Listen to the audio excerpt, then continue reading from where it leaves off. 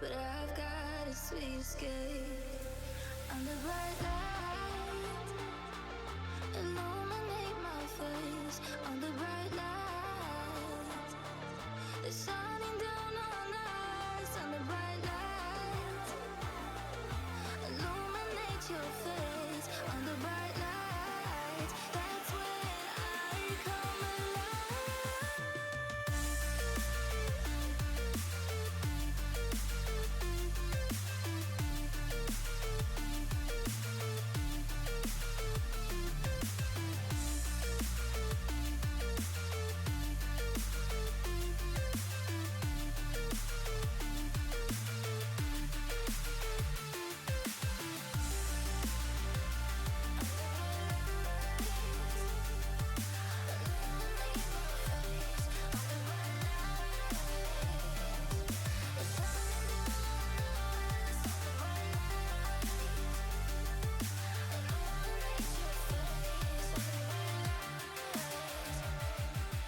Baby, take me higher. I wanna see the whole sky.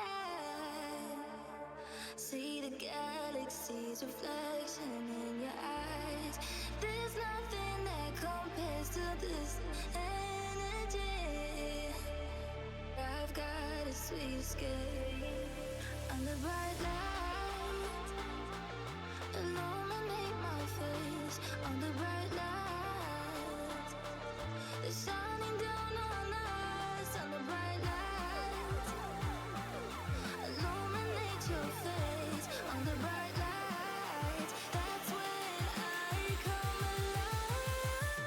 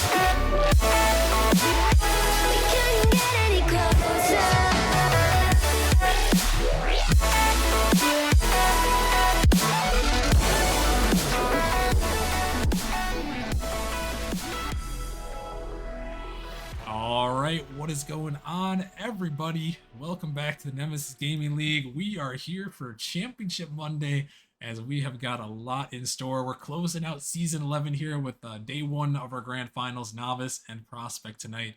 I'm Rockerman, Nemesis Director and host for tonight here. We'll be talking about the pre-show here in just a second, but I do have to give a couple of quick shout-outs before we dive into things. Shout out to Speed Demon coming back for 28 months. Best of luck to his pawns tonight, who we'll be talking about shortly, and also Neon's coming back for 5 months. So thank you guys once again for the support, as always. And yeah, with that being said, I guess we'll go around, introduce everyone. We're going to be talking about the Grand Finals pre-show. We're going to preview every match for the night, talk about how things are going for the regular season, and then talk about what to expect for tonight and for Wednesday. So let's go around and introduce everybody. First up, someone you've seen around in the booth many times helping us out. We got Mr. Grebsy. Hey, how's it going, Rocketman? And happy to be here. We are here at the Grand Finals, the culmination of everyone's season coming together. Everyone going to put everything they have on the line, do the best they can, try to work past those nerves, and they're looking to bring everything home right here. So I'm excited about what we've got coming up. Yeah, it should be an exciting night for sure. Exciting 2 nights for sure. We also got another great caster up in the booth who's helped us many times this season and in seasons past. We got Flip. Flip, how you doing? Doing good, Rockerman. Doing good. Ready to see, honestly, the end of one of the craziest seasons of Nemesis. Just like with some of these playoff runs. I mean, some of these regular season runs. I mean, so many great teams and so many great storylines. But it's all coming to a climax today and Wednesday. So I'm ready for it.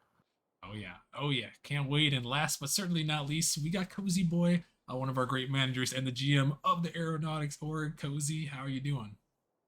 Yeah, I'm doing great. I'm very excited for tonight. Like this whole first full reset. Nemesis history going on right now, and I'm excited to see how everyone's journey, comes to an end right here. Yeah, it will be exciting. This is the end pretty much for season 11. So a lot still to be determined, a lot of championships to come through. But yeah, Cozy mentioned it. The first ever full reset that we've done in Nemesis was this season. It's brought us a lot of content, a lot of crazy upsets. We'll talk about all these teams as we're going to preview each match here. But it's definitely been a crazy season. Excited to get the night going and see how things end. So what we're going to do here, everyone, if you're new to the pre-show, we're just going to kind of preview every match for all the grand finals, all 5 of them. We're going to talk about them. We're going to go in reverse league order. So starting with Titan, working down to Novice, which is our first matchup of the night right after this pre-show. So let's get things started here. We'll talk about the season in review for the Titan League. We got Godfathers taking on Venganza. Cozy, what can you tell us about our Godfathers? Yeah, heck yeah. Godfathers, they finished the season with like an even 7-7 record. And their game record was about even as well. They went 25 and 26. They won and lost against every single Titan team, which is pretty cool. They beat the teams like Spartans and Inferno, big powerhouses in the later half of the season, and they beat Nabila and Pinnacle in the earlier half of the season. All four great teams that unfortunately did not make these playoffs, but um, I would say, Flip, that they have proven to beat anyone in this league. However, their only FF win this season was against Venganza, which is kind of interesting. Yeah, I mean, Venganza is one of those teams where they have also been kind of like a streaky team. I mean, they also went 7-7, so they are kind of in the same boat as Godfathers in that sense. However, what was really weird about Venganza is they were super streaky, right? They started out 4-0, and then, like you said, they had a. I'm pretty sure they had one FF and then just a bunch of losses in a row. They lost 7 straight, and so then that finally got turned around and they were able to finish off with 3 wins in a row, going 7-7, starting that hot streak in the playoffs. And honestly, they've looked good ever since. But the season was kind of up and down for this team, and so I guess it's pretty similar in that sense for the Godfathers. But Titan League as a whole, super contested. So it's glad to see these 7-7 teams make the grand finals because that just tells you how good the league was. Definitely. All right, and then we've got here the Godfathers, their run here preseason, getting into the grand finals, a 4-3 win over number 5 Nebula, followed up by another 4-3 win over number 2 Pinnacle. So both these matches going to Game 7. Very very tough matchup here, and it's just showing how competitive this league is. And then you've got Vengaza with a 4-0 FF over the Spartans, but following that up with themselves again a 4-3 win against number 1 Inferno. So just the fact that both these teams have had to go to all 7 games here to get to the grand finals, it really shows that both these teams have what it takes, and either one can take it here. Yeah, no, the Titan League playoffs has really given us some craziness with the Rays MMR. MMR's I guess the minimum MMR bound for Titan. It's given us a lot of high level players, a lot of high level teams, and like you mentioned, such a competitive season that teams with the 7-7 record gonna make it to the grand finals, pulling some upsets over number 1 and number 2 seed in 7. So it should be interesting. This matchup will be Wednesday. Is our final grand finals matchup. It'll be Wednesday at 10 p.m. Eastern. So make sure you guys stick around for that one. It'll be a good one.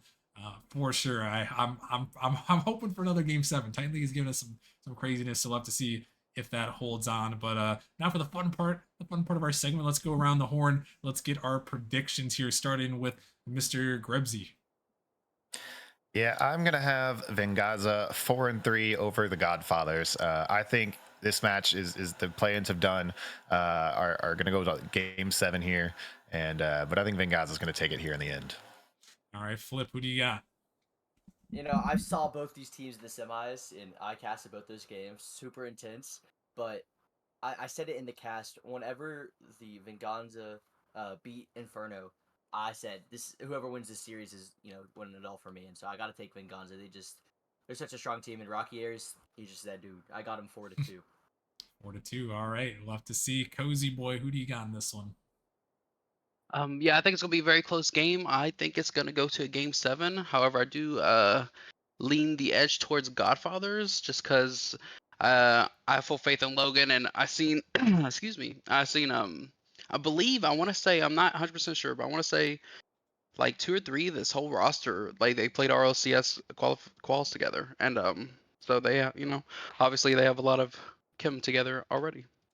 Yeah, definitely. So some amazing players. We'll see a lot of them on the pitch. They definitely have led their teams here to this point. It's great to see those really high level players showing up, and it's gonna be exciting. And then for my prediction, I am gonna follow up Cozy Boy. I'm also taking Godfathers in 7. I think the first championship is coming home. This Lost Syndicate here. They're looking for it. The only org that doesn't have a championship yet. I think finally they're gonna do it. They're a great team with Zen, Logan, and company, and it's gonna be a great one. I got to go in 7 in the Titan League, so that one will definitely be exciting. 10 p.m. Eastern on Wednesday for that one, so make sure you guys definitely tune in, and let's keep things rolling as we'll preview the Rival League Grand Finals. We have Hydra taking on Blaze.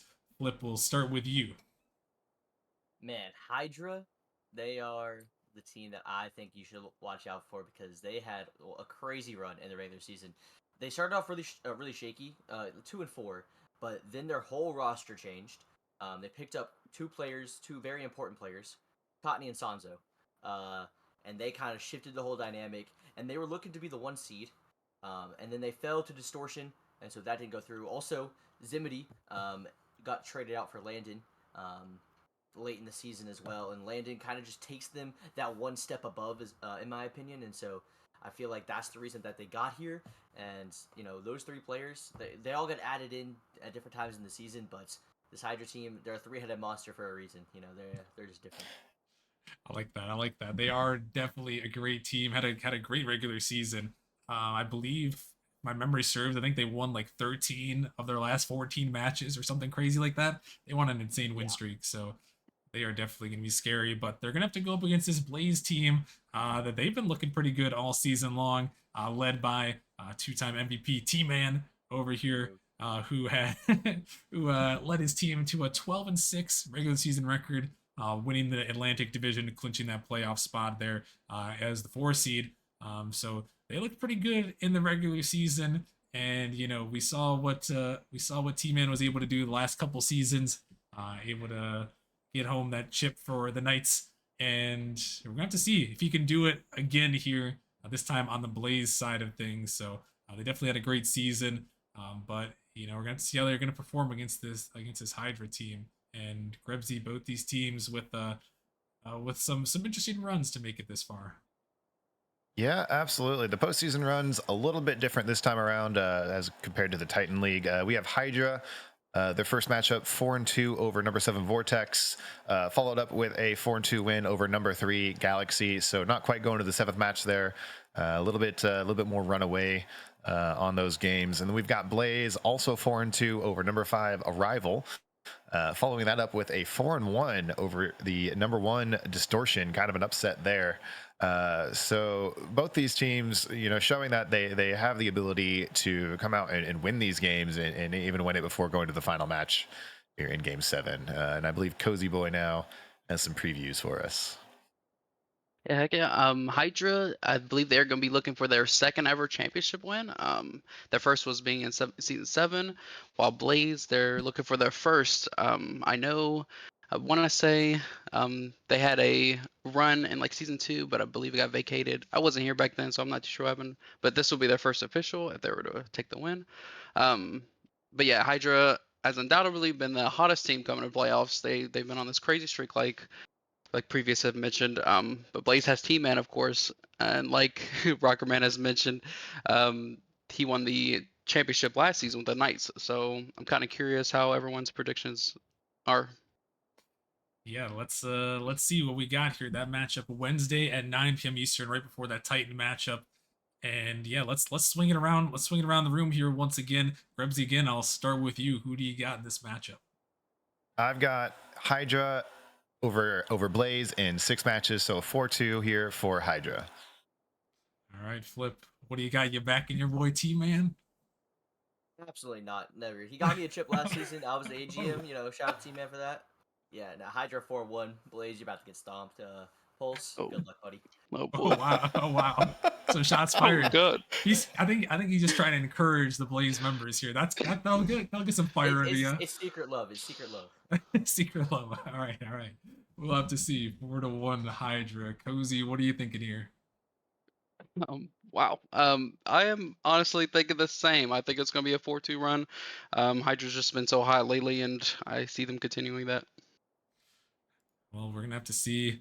And unfortunately, I'm gonna have to follow suit here. I'm also taking Hydra in 6. I would love for Blaze to prove us wrong.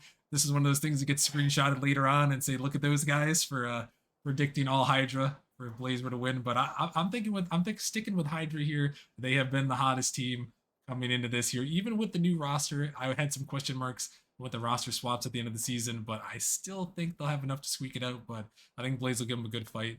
Take it to 6. So we'll have to see. We'll have to see Wednesday at 9 p.m. Eastern for that one, folks. You're not going to want to miss that one. And then let's move things along now and head over to the Challenger League here, where we have Samurai taking on Venom here. Grebsy, what can you tell us about the Samurai? Samurai had a great season here. They went 13-5 overall for the regular season. Halfway through, they ended up trading Stacked for Copentary mid-season there, and it must have been a great play, great trade, because they ended up being the Pacific Division champions, and that's gotten them here to the grand finals. Rockerman, what you got for me about the Venom? Yeah, Venom. An interesting run for them here. They had kind of a shaky start to the season here. Struggled a little bit here and there. Had to make some roster moves. Ended up trading for Fort mid-season to get onto the team, and that team had a little bit of roster shuffling. They didn't really know who to put on there. They have Yukio, Mirali, Fort, and Moxon. There's kind of a, they were kind of a in, you know, things were kind of in the balance a little bit here for that team, trying to figure things out. Eventually, they kind of settled on Yukio, Mirali, and Fort, and they've definitely made a great run here to make it this far, coming in at the last wildcard team. And this is kind of a crazy stat I was looking at here. Obviously, we've seen Venom become underdogs before. They won it way back in season 5 as the A seed in our first season of the play-in tournament. And this season, with their 7-11 regular season record, they're actually the lowest regular season record to ever make a grand finals. So they're looking to make history here, not only to make it as one of the lowest seeds to ever win a grand finals, but the lowest record to win a grand finals. So a lot on the line for them here to make it this far. But they had a great regular season to get in there, and sometimes all you need to do is make it into the show flip, and then you can make a run in the postseason. Man, they made a run, like you said. They can start to make a run, and you know, let's start off by talking about Venom. Because this team barely made the play in, got a little lucky. I mean, to be honest, got a little lucky with it, but they got the 10 seed, and that's what matters. Okay, they beat Flames 3-2 in the first playing game, and after that, they haven't looked back. It was a sweep against the Wraiths to lock themselves as the 8 seed going into playoffs. Then they faced the 1 seed Orbit. Yeah, easy sweep for them. You know how it goes. Venom on top. Easy sweep 4-0 against Orbit. Then the Griffins, who a lot of people have been hyping up. Yeah, swept them as well. Easy peasy, lemon squeezy. But then you got the Samurai, who they've been kind of, a quietly great team. Ever since they traded for Stacked and Kopente with Stites, very solid team. And they had a very convincing 4-1 win over the Bishops. Bishops, it was just a solid game for the Samurai. And then they played the Snowstorm, got a 4-2 win over there, and Snowstorm was a lot of people's pick to win the chip. And so Samurai turning a lot of heads at that point. And so these two teams coming to a head. It's going to be a great one because both these teams have a lot of momentum going into this one, and it's going to be fun no matter who wins. Yeah, and to preview the match, I know all of you guys were here last season. I'm not too sure if y'all casted, but after tonight, I want every single one of y'all, because Samurai Venom played last season in round 1, and it won a game of the season. It was the craziest game I've ever seen live. It was wild. So I expect this to be kind of, and Yukio was on the Venom as well, and they ended up winning the championship. So, but he's the only returning player, so it's kind of a fresh, with that full reset. It's still very fresh, but this is kind of like a revenge match for that, and just very excited to see who wins this revenge game for like the ultimate prize, the chip. True. I mean, that's a great point there. That was one of the craziest matches we've ever seen in the playoffs last season. Yeah, winning match of the season. So, and it's good to get a rematch here, and we're gonna have to see if Venom can come through and get their 4th championship. They have 3, which is tied for the most. I feel like in some way it's kind of a sleeper dynasty, if you will. They've got 3 championships, looking for their 4th here. They always seem to make a run, but let's see if our casters are going to believe in them, or if the Samurai are going to be the ones here. Grebsy, I'm going to kick things off with you. I think Venom have it in their favor here in 6 matches. Yeah, like you said, they've got their 3 already. Let's give them a 4th. Give them a 4th. Flip, what are you thinking? Man, this Venom team, an insane run. 4-0 here, 4-0 there. But it's all going down tonight. My Samurai boys, Stacked, he remembers that game from that last quarterfinal, and he wants revenge. Dang it. And so it's going to be a 4-0 sweep for the Samurai. It's not going to be close. Wow. All right. I love it. I love it. Oh, we'll have to see. Cozy, what are you thinking here? Yeah, Samurai's run has been crazy, especially with their new roster. But I have to give it to Venom because I mean their playoff performance so far has been crazy. And Mealy would say the same if he was on here. He said it was like one of the toughest teams he's played all season. So I take Venom in 7. Venom in 7, and then I guess that leaves it up to me. And yeah, both these teams have had a really great run. Both are scary teams playing against them here. But I am gonna stick by history here. Venom in 7.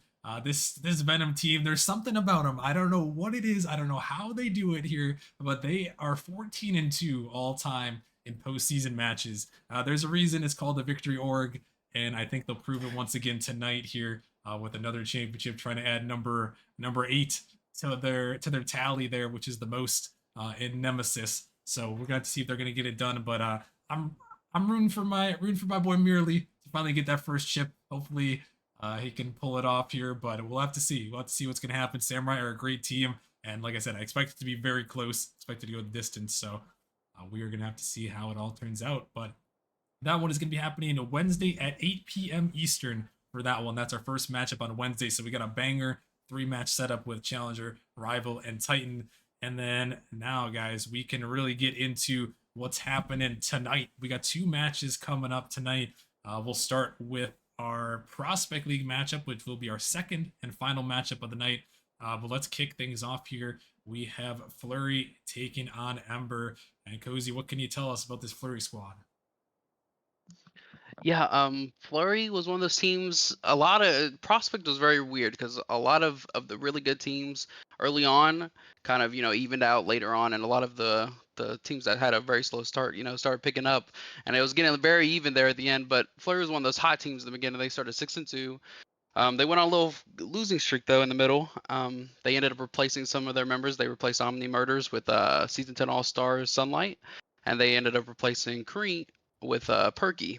And they ended up losing 4 games, but after that they about evened out to finish the season. They went about 3-3 to finish off with a 9-9 record. But three-fourths, literally 75% of this roster is fresh. Like they're all new to the season. I think they all joined in October, like right before the season started. The only returning player is Sunlight, and with his experience, it'll be exciting. And Sunlight helps Ninjas get to the playoffs last season in Novice. Very good player, very good team. I'm very excited to see how Krayson, Perky, and Sunlight do. Yeah, but taking a look at the Embers though, they had a very interesting season themselves. You know, obviously the Flurry were 9-9, but the Embers they'll one up you. They'll be 8-10. So I guess maybe they'll one down you. I don't know, but they started the season 5-4. So a little bit, looking okay to start the series to start the season. Then they start losing a little bit, 6-8 record. Finally, they are able to tie things up, be 8-8, and then the last week of the season they go 0-2 and they don't win a single game. And there was a chance they could not have even made the play-ins, but they seek through. And honestly, a lot of that, in my opinion, is due to Seawink. He has been kind of a difference maker just on the team as a whole. And so they traded for him with like almost at the trade deadline, I'm pretty sure. And so around that time, Embers, they were just kind of figuring themselves out, but they were finally able to do it. And really put together a great postseason run. And so, Grebsy, just give us a little insight on that because I mean it's been kind of crazy for these teams. Yeah, absolutely here. And for Flurry, they've got their first match 4-3 over the number 3 Bandits. So, good win there. Following up with a 4-1 over number 7 Wyverns, coming in really strong there and just showing that they have it as a team. To make this happen, as opposed to the Embers here, they had that extra game they had to play. They did a 3-0 over the number 10 Rooks, so kind of got themselves into fully the postseason here. Followed up with a 3-2 over the number 7 Minotaurs, and then a very shocking 4-0 over the number 1 Gladiators. Here, someone is editing as I'm trying to read this. Followed up with a 4-1 over the number 4 Melons. So they have had a way into this, just lots of wins really coming through here at the end, showing that they have a lot. So we'll see if Embers can take on Flurry. Rockerman, what you got for our preview?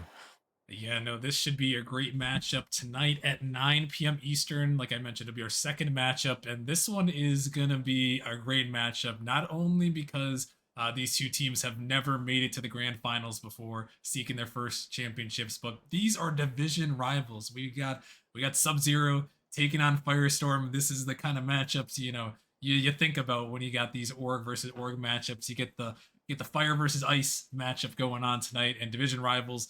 It just means more when you have to play against your division rival. You played them 2 times already this season. This is the third and final tiebreaker for all the marbles. It's definitely going to be a great matchup here at 9 p.m. Eastern following our novice matchup. But let's see. Let's bring it around the horn again here. Grebsy, once again, I'll start with you.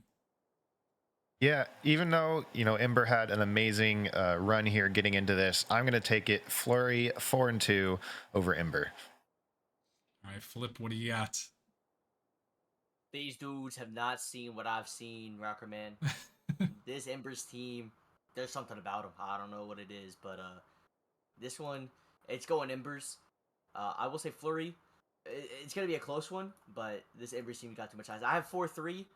Wouldn't be surprised if it's worse than that, but I'll say 4-3 for some respect. But this Embers team's definitely taking it. All right, all right. We'll see if their long-term run continues there from that 9 seed. Cozy, who are you taking in this one? Yeah, I'm gonna have to agree with Krebsy on this one. I'm gonna take Flurry with a 4-2 win. I just have I personally played with Crates a few times, and I believe uh, I believe he's just a very good player, and I'm excited to see how this matchup ends. Yeah, no, both these teams got some great players on both sides, and for me, I got to stick it with the underdog here. Give me Ember in 6. You know, when you take down the undefeated Gladiators, you make this long road. You're not going to let it end here. I think Ember is going to come out hot and ready to go, and I think they're going to be bringing home that ship here for the Firestorm org. But we'll have to see. Flurry is definitely going to be a tough matchup in that Prospect League Grand Finals, but you guys aren't going to want to miss that one. 9 p.m. Eastern tonight for this one. It'll be our, like we mentioned, our second and final matchup of the night. And let's dive right in real quick, guys, because we got to preview our next matchup, the one coming up right after this pre-show. Not even going to take a break. We're going to go right into it right after this. We have a Diffusion taking on Pawns in the Novice League. Cozy, we'll start with you. Tell us about Diffusion. Yeah, what can I say? Diffusion has definitely been the team to beat all season in Novice. They started out super hot, went 8-1, only losing to my almighty Spitfires. Shout out to my team, love you guys. But then they wrapped up with a healthy finish. They finished about 3-2. Finish off with a 11-3 season. Best team in Diffusion, or excuse me, best team in Novice. They only lost to Gorgons, who they recently got revenge on last week, if y'all remember, and then they lost against Pawns towards that end of their run there, which is quite interesting. But no huge roster changes. They dropped their sub, I think, early on in the season, so it's been Silver J, Ghost Bacon, and Div all season, and they've been just super powerhouses down in this novice league. Yeah, they have. And Yeah. Flip, what do you got about the other powerhouses of the Novice League? Man, I got this Pawns team over here who kind of struggled at the beginning, going 3-4, and only a 14 game season for novice, so definitely not 3-4 is not a great record to start out with, but man, that second half of the season, they turned something around, and like you said, or like Cozy said, the Fusion, they only took a couple lot, and one of those was to the Pawns. Don't forget it, and they think, and they gotta believe at this point, ever since that second half of the season began, they are the team to beat, and so this Pawns team is really fired up going into this postseason, and now that they're in the grand finals, they saw the Diffusion as a competition before. They took them down, and they're looking to do that again. And I'll throw it over to Grebsy here. What can you tell us about these two powerhouses, how they got here? Yeah, we've got Diffusion here with their 4-2 win over number 4 Gorgons, and then that's we got also the Pawns with a 4-1 win over the number 3 Spitfires. So as has been said here, Pawns really showing that they're making a move, but I'm not sure if it's going to be enough over Diffusion. We can find out here, Rockerman. Yeah, we will find out here in just a couple minutes. We are going to be heading over to the Novice League Grand Finals here, just about to get underway here. That is coming up in a couple minutes, technically scheduled for 8 p.m. Eastern, but the prediction is up. We'll be getting into it very shortly. And while you guys get your channel point predictions in the chat here, let's get our caster predictions one last time here around the horn. Rebsy, again, I will start with you. I've got Diffusion over Pawns in 6 matches. I was going to put it 5, but Pawns are strong, so we'll give them maybe 2 here.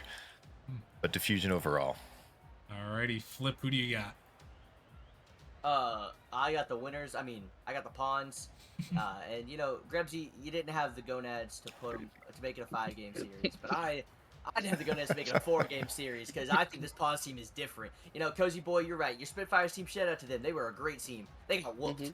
Man, this Pawns team is different. I apologize, but That's rough. hey, it's okay. Hey, they can claim honorary second place because honestly, it's what it might have to be because this Pawns team, they're about to put the work to Diffusion. Alrighty, Cozy, who do you got in this one? I'm gonna have to go for Diffusion at 7. Yes, Pawns handed my team a little bit, but it was a rough game. But I believe in this Diffusion team, and I think on any other night my Spitfires would have been here and would have beat Diffusion. Just saying. But I have Diffusion in 7. All right, Diffusion in 7. I am going to go with the Pawns in 7. A little bit of last minute info we're just finding out here. Are You Fluffy might not be available for the Pawns due to a last minute issue. So it looks like T Griffin will be starting here, and Flip is in disbelief. Flip, you want to change that prediction up on us real quick over there? Yeah, you're right. It's 4-0. Oh man, nah, they still got it. I still have faith. Gotta have faith. Gotta have faith. Well, we're gonna have to see, folks, as that is gonna pretty much wrap it up for our pre-show here. I guess Cozy, since you're not gonna be here for the next booth here, any final thoughts before we head into the matchup? Nothing crazy. I'm just excited to see everybody's performance. You know, all this, like, we've hyped it all up here. Everybody's performance led up to this moment, to this grand finals, and I'm very excited to see how Novice and Prospect turn out tonight. Yeah, no, it should be a good one for sure. So you guys are gonna want to make sure you stick around. Get ready. It's the grand finals here for season 11. So get all your friends and family in here. Grab some popcorn, sit back, relax, enjoy the show. It is gonna be a good one. But yeah, we're gonna throw it over. We're gonna keep 2 of our friends here up in the booth. We'll keep it with Flip and Grebsy for the Novice League Grand Finals. Flip, I'll let you guys take it away. Thank you, Rockerman, and thank you, Cozy Boy, as well, for joining us on that pre-show. And Grebsy, glad to have you in the booth, man. We are getting ready to get into the grand finals. Are you ready, man? I hope you're excited, because I am. I'm so ready. I'm hyped. We are very ready to go. The grand finals are the most exciting match of the season. And as you said, I think in the beginning of all this, with the mix-up, our first ever mix-up season, every game has been spectacular. And I am very excited for how this match is going to go. Yeah, I was trolling a little bit in the pre-show. I had them winning 4-1, but this is going to be a very good series. Some of the best players in all of Novice here. And honestly, we can't forget about Ryan Gav. The best player rating in all of Nemesis is here as well. So that's going to be the player to watch out for on the Pawns. On the Diffusion side, Ghost Bacon has always been that dude. And now he's kind of been able to be that #1 player on a team. And he's kind of shown himself, just how good he can really be. Diffusion, obviously that 1 seed coming in here, Grebs, you picked him. Obviously they're a team to look out for. What do you got to think about this Diffusion team? Diffusion they've been playing great all season, and Silver J, very strong player as well. And Div, they dropped their sub, and the 3 of them have been running very well together, playing well, meshing well. Everything is just in their favor, I think, and they are going to take this. That's what you think, but that's okay. We got, like I said, Ryan Gav, but Grebs, I was able to watch and cast the last Pawns game versus Spitfires, and they were able to kind of pull ahead, even without Ryan Gav having an absolutely amazing performance. The Fluffy and Savage were able to combine to really, push their team through. But obviously, we're having Griffin sub in now instead of Fluffy, so things might shake up a little bit. But first, we got to see how this game unfolds. Who can conquer the nerves of Game 1? Who can load into the lobby properly? As these teams still trying to figure it out, as maybe they've got it now. Novice players having a novice moment before the game even begins. And I think we have to reset the lobby because... What have they done? How have they done this? I don't know, but welcome to Novice, everybody. Oh, it wouldn't be the same without all these mistakes and mishaps, Grebsy. But these teams, these players, they might be, the bottom of this league, but hey, you know what? They'll always show us an entertaining time for sure. The Novices here, just as you said, pure entertainment. Somehow failed all 6 players getting into the match, even though all 3 on each team were joining up, just on, off, managed to start the match before they were all there. Great start to the season so far. We're gonna give this another try here, and hopefully they can make it into the match. You love to make fun of the novices, but I think that was a little special even for the novices. Yeah, and I just want to confirm that this Pawns team is ready, Yeah, I know that they had a player sub out or whatever, but that doesn't give you an excuse to not load into the lobby. But I digress. We are finally everybody's here. Everybody's ready. We're making sure these teams can get into the lobby, play their best. Rocket League is now. Yeah, here we go. We're loading in. It's about time, Grebsy. I'm ready to kick this thing off. Let's get these grand finals started. We're starting in the Novice League, but that does not mean this league will not bring you the most excitement. These guys always have something up their sleeves, and let's see who can conquer these players and these nerves. This stream game at the beginning, as so far it's been Diffusion in the half of the pawns as Savage tries to get it clear, not able to there. No touch off the wall there as now Ryan Gap tries to take control, but a bump trying to come through from Div. Ghost Bacon sitting back, able to get a long clear, trying to get a follow-up touch. There's the shot. Ryan Gap is going to have the save, and some offense already starting to mount here. Griffin now trying to take the clear out as Div waiting, biding his time, but that ball hits the ceiling. Ryan Gap's going to be the first one there. That ball passed over to Griffin. Griffin back over to the midfield. Ryan Gap with the shot, and bang, bang, bop. That's a Pawns goal. This is an amazing setup here by the Pawns. Ryan Gab hitting Griffin on the side there. Griffin popping it right back to him. Little give and go. Putting that one in over Diffusion. A great start for the Pawns. Pawns already getting us started early, only 40 seconds in, the first goal of these grand finals in Season 11. Now, can we get another one? Griffin looking for a shot early, no. Ryan Gav already up in the air, that one saved away by Silver J. Savage trying to continue the pressure, but doesn't get a touch as Silver J now tries to clear that one to the sidewall. Ryan Gav's 50 is not a great one. Griffin has to bide his time. That ball hits the post, and it was the corner of the post, but still able to make the save as Griffin. Ghost Bacon's touch, not going to go anywhere. Tried to get a double. Not going to happen there as Griffin now gets it clear off the sidewall. Ryan Gav's there, but Div able to get it past him. Ghost Bacon now trying to get a touch, but Savage able to clear it to the side. Silver J could have a shot, but has to get it past Ryan Gav. Now Griffin, no touch there, as Div has to clear it back to the Pawns corner. Pawns now able to get another long clear. Now Ryan Gav trying to look for an opportunity. Silver J able to get the long clear, though. Griffin still able to keep that ball in the Diffusion half. Ryan Gap still trying to be a menace on this field, and he is as another dunk comes through, but Div able to get the clear. Silver J also able to get a follow-up touch. Griffin now has to get one touch. Gets over Ghost Bacon, not able to get the follow. Can he get another? No.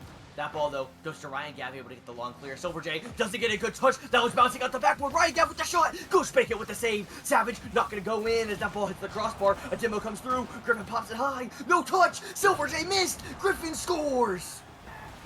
A very heads-up demo here by Savage on Div, creating that smoke screen right in front of Silver J, hiding the ball. Silver J doing what he can to get there, but just not able to make the save. Pawns off to a very strong start. Strong start indeed. Can Diffusion bounce back? Still 3 minutes left in this game. Ryan Gap bangs that ball high. That one's going to be hitting straight down to Ryan Gap.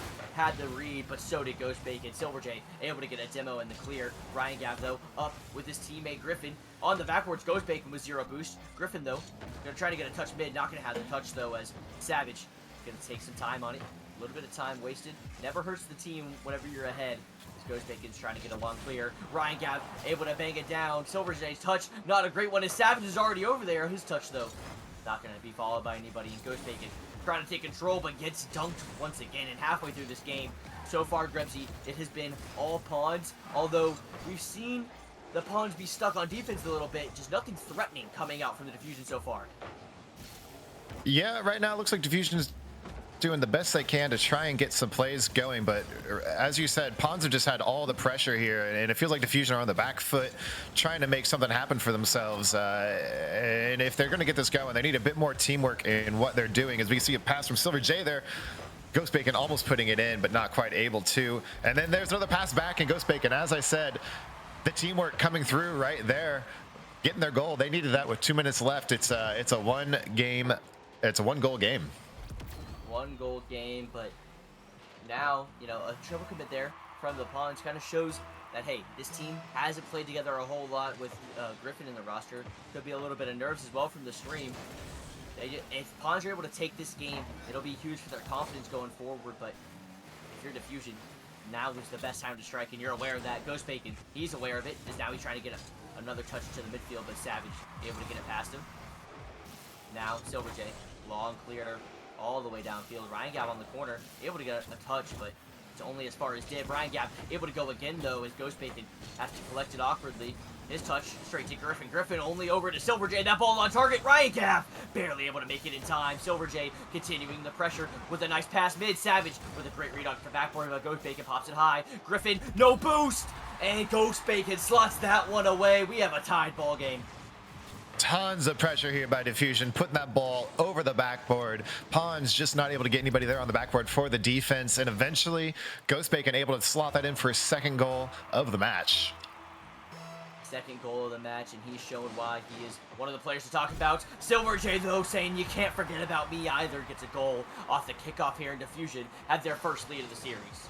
Silver J just a bit faster than Griffin there, beating him to the ball. Savage barely missing, and Ryan Gav just barely missing there as well. This is, 1 minute left. That's 3 goals in 1 minute here for Diffusion. It looks like they're going to pull it together. Diffusion really have started to pull things together now. And Pons answer back. A great clear from Silver J is going to buy even more time for this team as Savage now has to get a clear past another. Griffin's downfield. Griffin not going to get the shot there as Div clears it to the side. Now Savage, he gets a touch, but Div able to get another great clear. Now Div trying to get a pass mid. Savage gonna leave that one for Ryan Gav. Ryan Gav not a lot of boost to work with, has to turn back for that mid. Ghost Bacon's touch is not good as he's passing it mid for Griffin. Griffin shot just high. Ryan Gav trying to get the follow, drops it down. Div able to get the long clear. Now Ghost Bacon up in the air, gets beat out by Savage. Silver J though, he's able to get a touch. He's able to get a follow. Can he get there? No. Griffin gonna cut that one off early. As Ryan Gav and Griffin collide, a little miscommunication as Silver J gets his pass from Div, but not gonna be on target as Ghost Bacon now tries to get another pass mid. Ryan Gav pops up high. Ryan Gav trying to get another touch. Touch it to the ground, looking for a dunk. Not going to come through. 17 seconds remaining. Griff not a lot of boost. Passes it down to Savage. Savage gets dunked by Ghost Bacon. And more time running out. This could be the last attack that the Pawns have here in game one. Ryan Gav, his touch to the corner. Time is running out. He runs out of boost. He gets a pop up. Savage, he's going to get beat out by Div. That ball could hit the ground. Ryan Gav keeps it alive for a little longer. Oh, but the dunk from Div's going to send that ball to the ground, and Diffusion win game number one. It was a great start there by the Pawns, 2-0 for the first half of the whole match. There were some complaints on chat from Diffusion about ping issues. It looks like they're requesting a server reset, so maybe that's what we saw there in the first half. I was kind of checking the scoreboard and looking at their ping there, and I did notice at the very last, those last 2 minutes, their ping looked to level out, so maybe that's what we saw there on that comeback for that 3-2 win overall. Both teams are playing very well here, and not really, there's not a lot wrong that's going on either side. So this could go still either way going forward here. Yeah, I will say though, the Pawns, you could kind of tell, Griffin definitely not their starter. It feels like they're just a little bit more uncomfortable around him. Maybe a little less trust as well. It just feels like as a whole, Grebsy, that the three-man rotation just feels kind of out of sync. The gears, they're not all turning. Saw a couple double commits and team bumps from Ryan Gav and Griffin specifically. Maybe there's a clash of play styles there.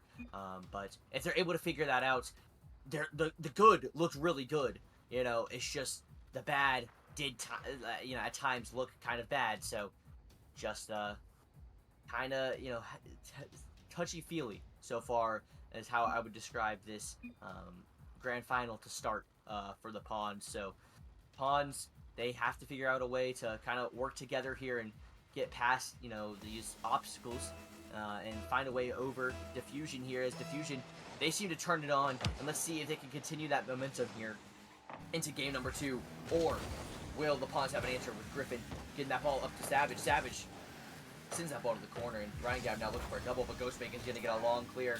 Div already up in the air, trying to get a touch, but his touch is only to the corner, and he dunks his own teammate, but Ghost Bacon pops that ball high, looking for the double. Ghost Bacon, don't do it! Griffin able to make a save there. Ghost Bacon, he's trying to do something nasty to this Pawns team, but so far they're able to hang on. 30 seconds gone already. Silver J gonna beat out Savage. Griffin's touch off his own backboard to Silver J, looking for a pass made. Griffin now looking for a long clear. Now he's gonna look for the follow-up. He's able to get a great touch to the corner. That ball bouncing awkwardly. Savage, you have the read! He does! The counter comes through for the Pawns, and they take a 1-0 lead.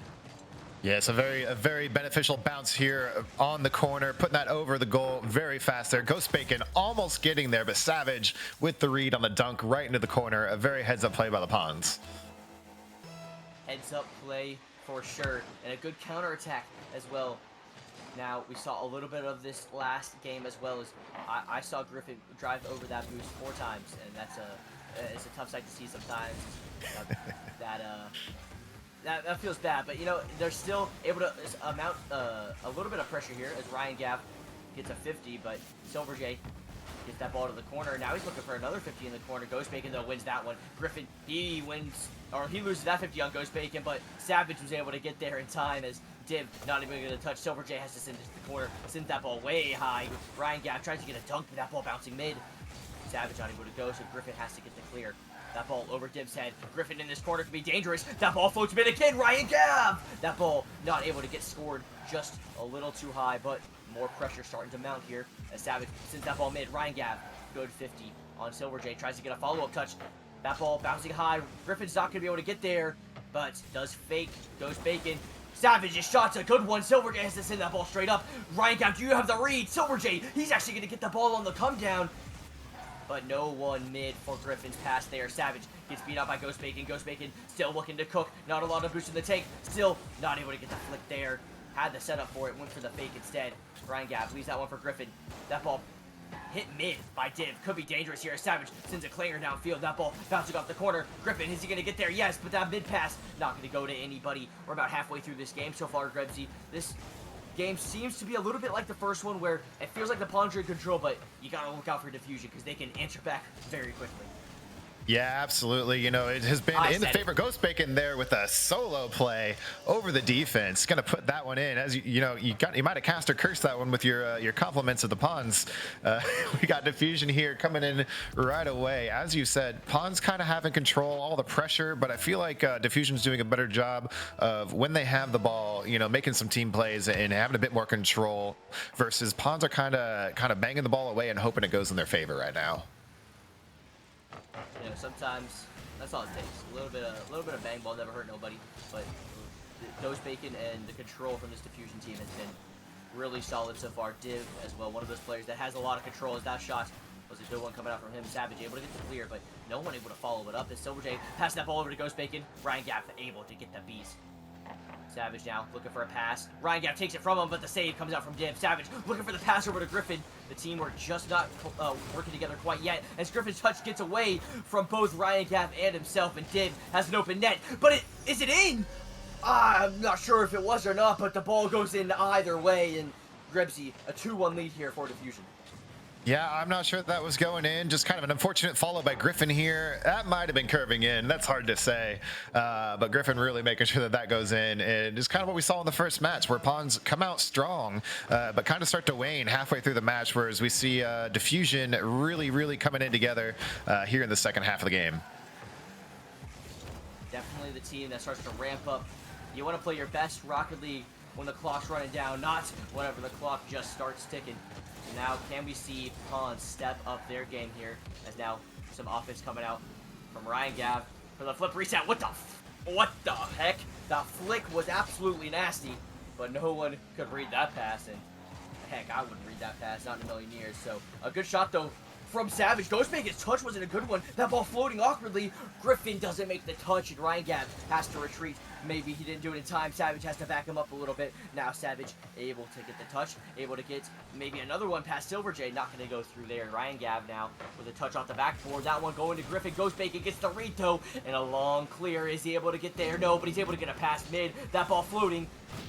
Ryan Gav able to get the save. Now the counter coming through. This is where Pawns kind of have to score their goals. Ryan Gav trying to make it happen. He gets by Ghost Bacon. The ball centered, and the ball gets through. Griffin using that body, scoring the tying goal here. Yeah, you know, Griffin been going to the gym here, just strong arming that one through. Two of the players here, Div and Silver J, able to make that go in here. 1 minute left, actually 50 seconds. If Pawns want to stay in this, they got to make it happen now. Pawns, now you can't give up a goal early here. Savage, he's going to go for this ball. Ghost Bacon says, all right, that's all yours. I'll have the read. He's able to clear that one away. Ryan Gav tries to take it. That ball just goes backwards, and Ghost Bacon on 0 boost is still a very dangerous Bacon indeed, but that pass just off the mark as Silver J couldn't get a shot on. Ghost Bacon, though, gonna elect to put that ball mid once again. Griffin able to get it clear, but that ball's only as far as Div. Savage gonna have to clear that one off the backboard. Not able to get the touch, though. Goes past Div. That ball cleared high by Ghost Bacon. Ghost Bacon look for another touch off the backboard, only as far as Ryan Gav, though. Div, his touch to the sidewall. He's going for a double. Not gonna be able to get there in time as Griffin pops that ball high. Can Griffin get a second touch? No. Ghost Bacon finds his time, though. Savage able to hit it off the sidewall. Silver J pops that ball high. Ryan Gav with the shot. Not going to go in. That ball just hit straight down. And we have overtime for the first time here in Season 11 Grand Finals. Grebsy, do you think Pons have it in them to take this one and tie up the series? They definitely have the pressure going right now, and it looking like Diffusion might be caught on the back foot here. If Pons can keep up the pressure they have going, and if Diffusion can't have an answer to it, I believe Pons could do this. Now Pons, they got to find a way through. So far, it's been a lot of Diffusion here in overtime. As now Ryan Gav trying to get a long clear, but that ball only sent as far as Ghost Bacon. That ball, he doesn't have the read, but Silver J comes in and makes up for it. 30 seconds was all it took for Diffusion to take game 2. This is a good read by Bacon there, sitting there waiting for Savage to make his touch off the wall. Just a free ball right to him, and Division able to capitalize here right at the end with a 2-0.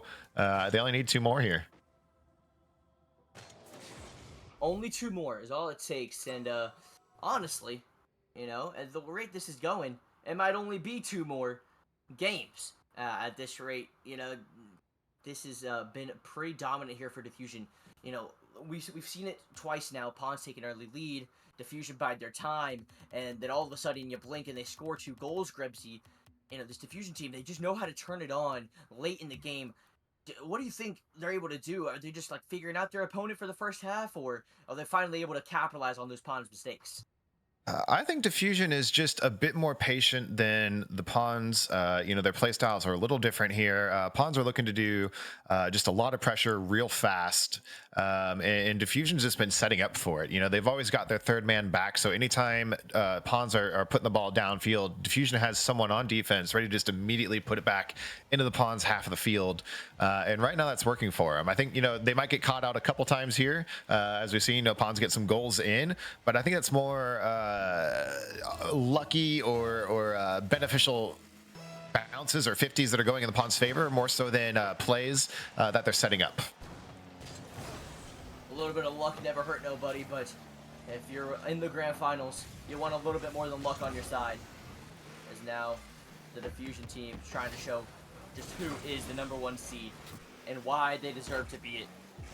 As now Ghost Bacon trying to be that guy, but Ryan Gav had him dunked. Now Savage, he's going to line up for the shot. No, it's a pass! Oh my goodness, Ryan Gav and Savage combined there to get another early lead here for the Pons. A very heads-up play here. Ryan Gav on that quick turn, ready for the pass. Div almost there on the save, but not quite able to get there in time. And again, is third game in a row. Pons up by 1 right off the bat. Up by 1. Could be, not up by enough, as we've already seen Diffusion make a couple comebacks this series. As Griffin trying to make a play happen, trying to get past Ghost Bacon, but Ghost Bacon's going to have a free touch there. That touch from Savage just goes straight to the midfield, and so Silver J's going to have a free touch. That ball to the sidewall. Ryan Gav Ryan Gav gets the beat on him, but Griffin, he's going to have the clear, and that clear goes way long as Ghost Bacon has to clear that to his own corner. A good control touch there, but Savage is able to dunk him. Div now.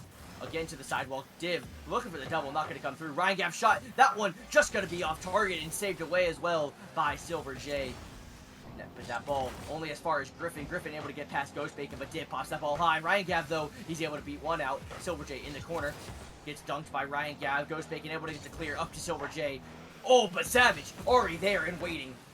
Now the pressure continuing to mount here for the Pons. That shot was going to go in, but Ghost Bacon able to make a good save there. Griffin continuing this pressure and making sure that no free touch comes through here for Diffusion. But that touch from Ryan Gav, not a great one, as Ghost Bacon was able to get a free shot. 3.5 minutes remaining. It's been a lot of Pons so far, but now we're starting to see that Diffusion offense start to click, and Ghost Bacon, the difference maker, able to put one away. Yeah, here Pawns just getting a little off on their defense. They were playing it very well, kept kicking everything out, but Diffusion was just hammering ball after ball in, and eventually Ghost Bacon able to make this goal and bring it home for him. We got 1-1 now.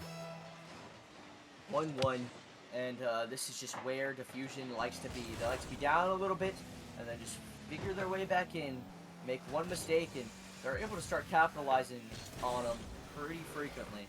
And so that's probably the biggest difference maker so far, as Pawns, team that wants to attack as much as possible. Ryan Gap trying to do just that.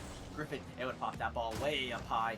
Only one up there is Silver J, but now Ryan Gab able to take control. Pop it over one, Ghost Bacon. He's able to get the long clear. Griffin able to keep that ball in play, but Silver J able to get the clear once again. Is Ghost Bacon's touch not going to be met? Silver J pops that ball high. That ball in the back where Ryan Gab's going to have the long clear. Only as far as Div, though. Div shot a dagger into the net, giving Diffusion a 2-1 lead here in Game 3.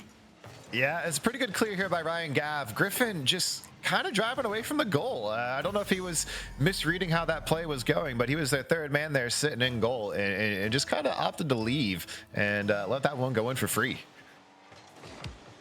Definitely not what you want to see if you're one person that picked the pawn very confidently, but they still have time to come back here.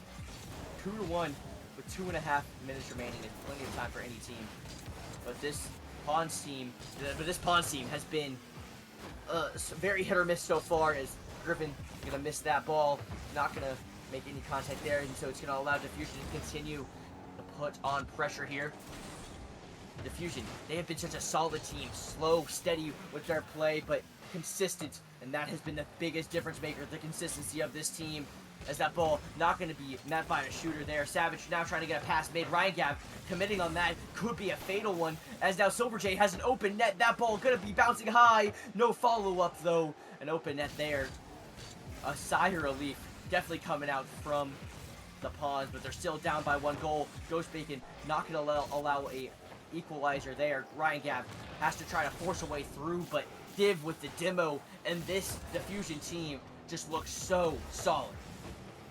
Yeah, they are playing together here. They've got all the jitters worked out. Everything's kind of coming together. They're making every play here together with each other. They're supporting each other. It's just coming out very nicely. And it's not to say Pawns are playing poorly. It's just Diffusion are clicking on a level right now that Pawns are having trouble answering. Diffusion just on another level.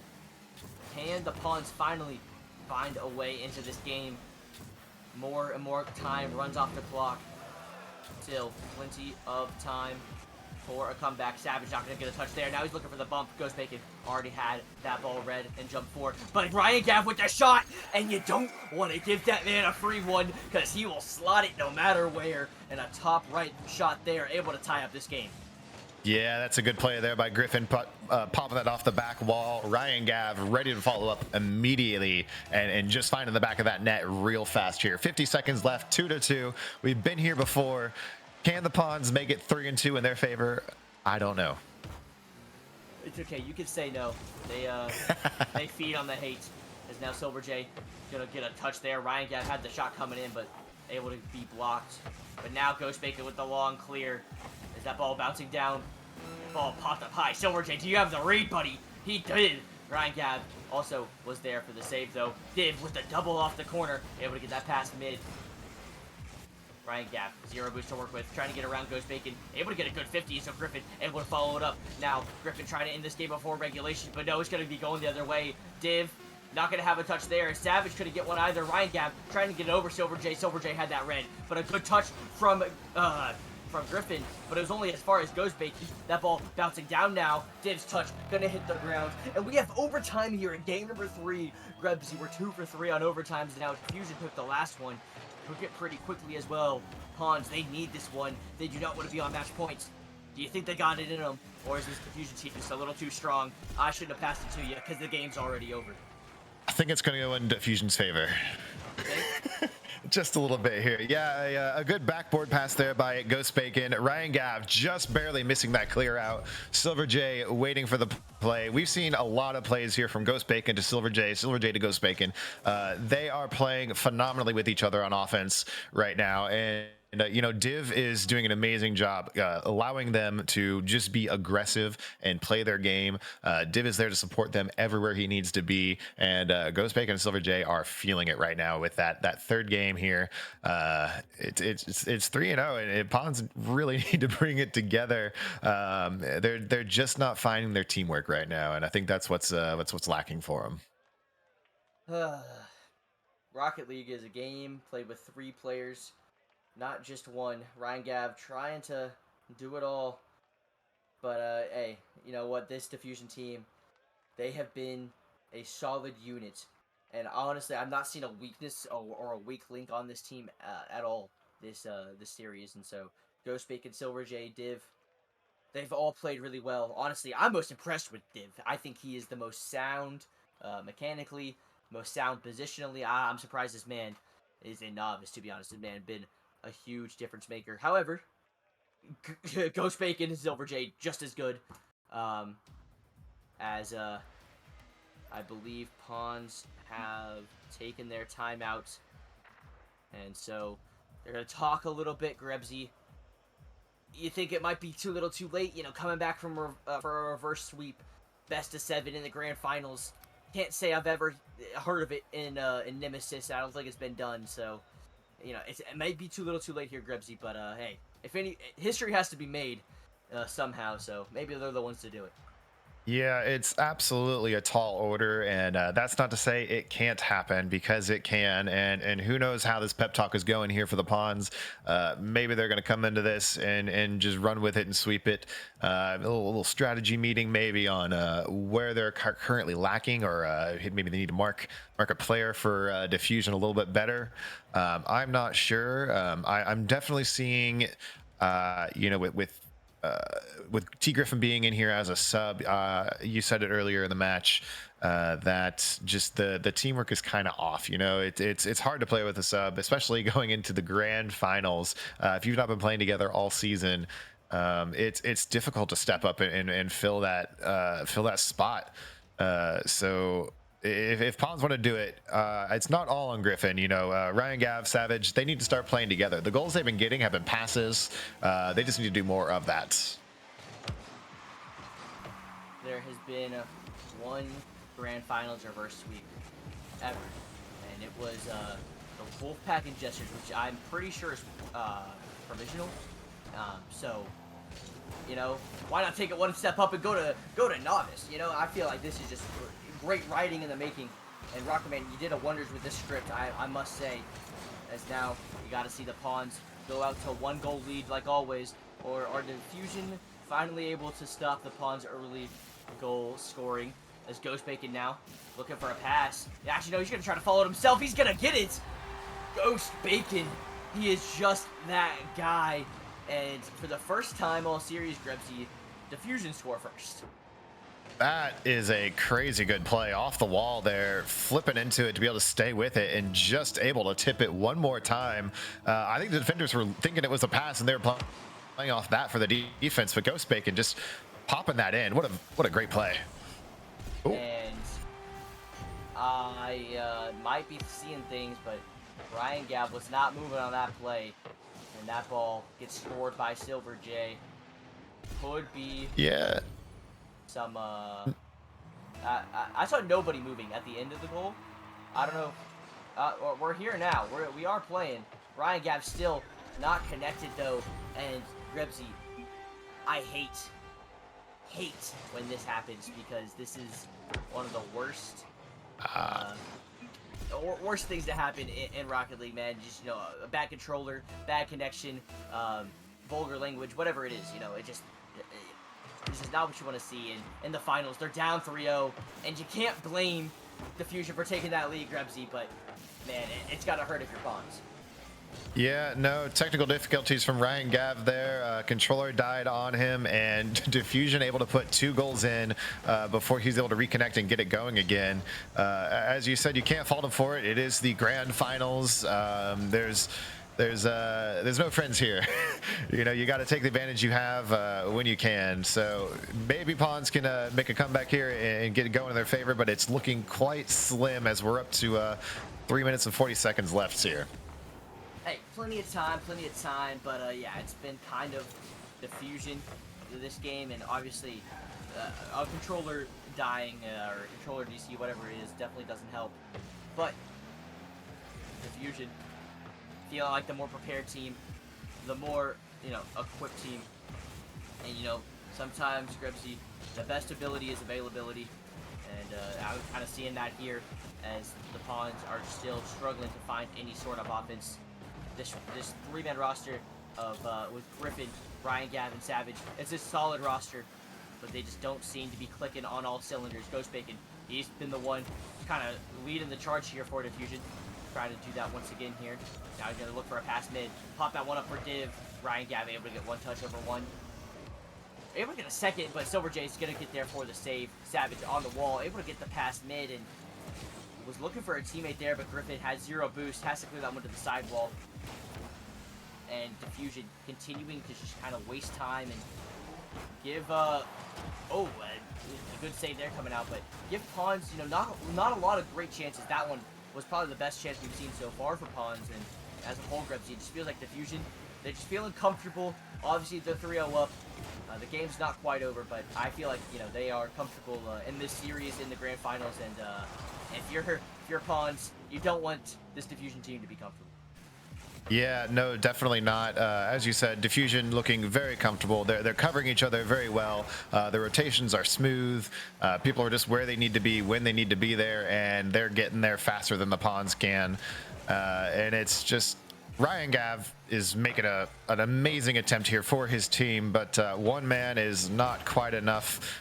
Pawns, again, just missing that teamwork, missing that cohesion, and I think that's what's doing it here for him. Is Ghost Bacon, another one into the back of the goal there. Another one in the goal, and that is probably gonna, I wouldn't say it might not be the last goal here, but it's definitely the one that just hurts the most, because you've been playing for so long. You finally got Ryan Gav back, and you just weren't able to score, and Diffusion put another one away, extending their lead to 4-0. Has to hurt a lot. Pawns, at this point, reality probably start to settle in, or hey, you know what, the game's not over quite yet. They still could be believing. Ghost Bacon still wanting to score a couple more. Griffin continuing to apply some pressure here as Ryan Gav now pops up all up high. Silver Jay, one touch to the corner, but Ghost Bacon not able to get one. As Div waiting downfield, and the third man never overcommitting for Diffusion. Always have someone back. Their offense was looking very solid, capitalizing on mistakes, and as a whole, with a minute left, they just have seemed to be the more complete team here in the grand final. Great shot, great pass. Yeah, here, the passing play by Pawns, this is what they've been missing. This is how they've gotten most of their goals. Savage finding Ryan Gav. Just, if they've had this going the whole matchup, then this would be a lot closer. They might have even a win under their belt, but they were just not finding those passing plays, not finding the setups, and not nearly as much as Diffusion was, at least. Diffusion just coming in together here very strong. There's a double miss there. 45 seconds left. I don't think there's quite too much left that the Pawns can do to put this in their favor. Yeah, but hey, if you are the Pawns, do not look down. Fluffy not here. I'm pretty sure it was a family thing, and so you can't put any blame on any one person. I feel like Griffin stepped up very well here. Sent the boys to overtime twice as well. Ryan Gav played his heart out. Savage played their heart out as well. Ghost Bacon just proven why he is just that much better, though. And with 17 seconds on the clock, we're going to GG's out from Ryan Gav. It's 5-1 here, Grebsy. And it looks like Diffusion are going to be your novice Season 11 champions. They absolutely have this locked down, and as you said, Pawns, an amazing game. The first 3 games were 3-2, 2-3. They were one goal off from every single one of these games on the first part of this, and it's just this last one coming in Diffusion's favor so strongly. So this could have gone any way. It's a 4-0 win, but it was very close the entire time. So Pawns played amazingly. Yeah, and once again, like I said, no hate to. Let's not give any hate to Fluffy for not being here. Griffin, no hate to Griffin either. Griffin played their heart out as well, and this Diffusion team, they knew what they had to do, and that was win and prove that they were the 1 seed and prove that they were the best team in Novice, and that's what they did. In Pawns, they put up one heck of a fight, and so no one should hang their heads low after that performance. Both teams played great. It was the grand finals for Novice in Season 11, and it was a great showing. But Grebsy, that might be, it might have been a sweep, but it was a great series nonetheless. But we still have another one tonight, and so, obviously, a sweep goes down, and the Novice League, it definitely doesn't feel great if you're on the Pawns, but hey, the Diffusion team, man, they played so well, and Ghost Bacon, Dib, and Silver J, all three of them, I think, just kind of stepped up, and they just showed so little flaws, man, and I was just genuinely impressed. Yeah, I absolutely agree with you. A good job overall for both teams here. It is a sweep on paper, but those matches were close. So great games by Pawns, and congratulations to Diffusion. A well-deserved win. As you said, all three of them playing so well together. Ghost Bacon and Silver J, just powerhouses on the offense, and then Div just so solidly midfield defense, even pushing up on offense. He was really facilitating, allowing Silver J and Ghost Bacon to go off. That Div was basically the playmaker, and Silver J and Ghost Bacon just take advantage of everything he was giving them. And just great play overall. So congratulations to the champs. Yeah, but definitely stick around, guys. We are going to go to a short break coming up. During the break, we're going to have a special little video, so you're definitely going to want to wait around for that. But after that cool little video during the break, we are going to have the Prospect League Grand Finals. Embers and Flurry, two of the team. I mean, these were the 1 and 2 teams in Novice. These are not the 1 and 2 teams in Prospect. Grebsy, the Embers team was the 10 seed, and hold on, I'm scrolling. And Flurry was the 6th seed because they, but they were still 9 and 9, right? And so definitely not the teams that people expected to make it here. An 18-0 team had to fall. So this grand final is going to be interesting, but you guys will just have to wait around for just a little bit, and we will be right back. But first, like I said, we got a video during the break, so definitely stick around, you guys. Thank you for tuning in for the first Season 11 grand final here. Grebsy, it was a pleasure casting with you, but I think it's time for us to head out. As always, have a good one. Deuces.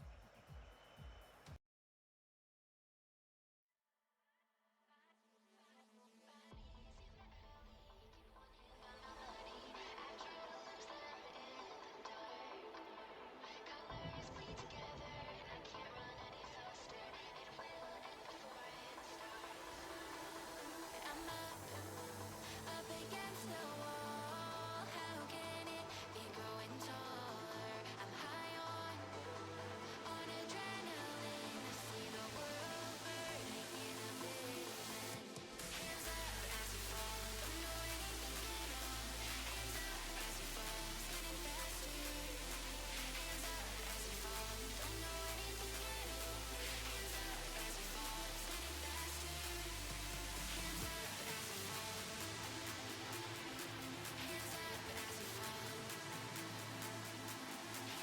you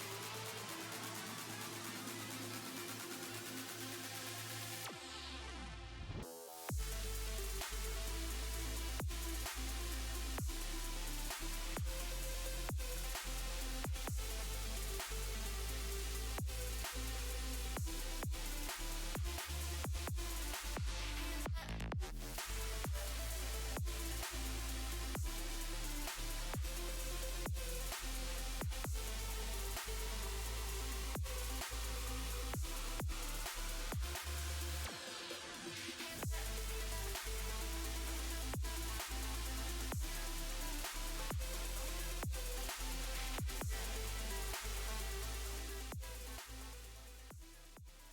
Hands up as you fall.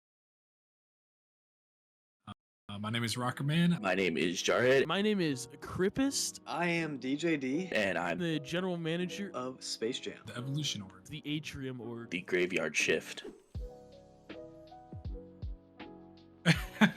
Well, I mean, you could go really in depth to that question, but I'm the owner and the director of Nemesis. I created the server way back in 2019, so Yeah, been the GM pretty much since season 1. I have been in Nemesis for 4 years, and I was drawn to the league because I was looking for places to play to improve my skill. I have been in Nemesis for about since season 5, so 2 or 3 years now, and I was brought here by a friend who wanted me to play for his team. So I began Nemesis in season 6. It was at the tail end of 2021. What brought me here was actually another player in Nemesis called Ventus. My favorite part about Nemesis is the draft. As we know, the draft brings in the most viewers on Twitch, and I think having the draft after every season or before every season adds a little twist to the league aspect of it. It's not just a bring your own team. That's a good question right there. Favorite part's got to be, I'd probably say the community. The community does a lot of great things. Without the community, we wouldn't be where we are today. So just seeing the community hype around the matches that are being played, the rivalries that can form, it's a lot of fun to see how people can compete each week and play at their best and compete for the championship. That's always exciting to see. My favorite part is that it is a league that is heavily inspired by like the likes of NBA and NFL, where it's a draft-based league. You have salary caps, you have trades, you have drops, signings, all that. Yeah, it's just a very cool concept for a league. I think my favorite part is, playing at a different time than my other leagues. Monday, Wednesday, it's a funny schedule to some, and it brings in a new group of people, as a lot of these people are new to me, and I'm able to meet new people because of that different schedule. Ooh, my rival GM? I think I'd have to stick interdivision. I would probably have to say Jarhead. A close second would probably be Rockerman, but I'm gonna go with Jarhead. I'm gonna have to go with DJD on this one, just because we've gotten a little bit of a beef here and there, but overall we're pretty chill. But I see him as a big time rival. We talk a lot, and he's also in the same division as us, so he's definitely that one rival that stands out to me. Man, there have been a lot of great GMs throughout the years. I think my rival GM is you gotta stay in the Central Division. I'm gonna go with Jarhead, just because I feel like Jarhead, the Central Division, he does a great job with creating some great teams, and with that Central Division rivalry, we've had a lot of our teams battle throughout the years. So, and he's been around for quite some time, and he does a great job over there. Jacksoy. Jax and I just have a competitive spirit with each other, mostly because of our outside of Nemesis sports teams that we like to root for. But since both of our orgs are kind of in the dumpster right now, I kind of like to think that we're a good rivals against each other, just kind of going back and forth every time we play.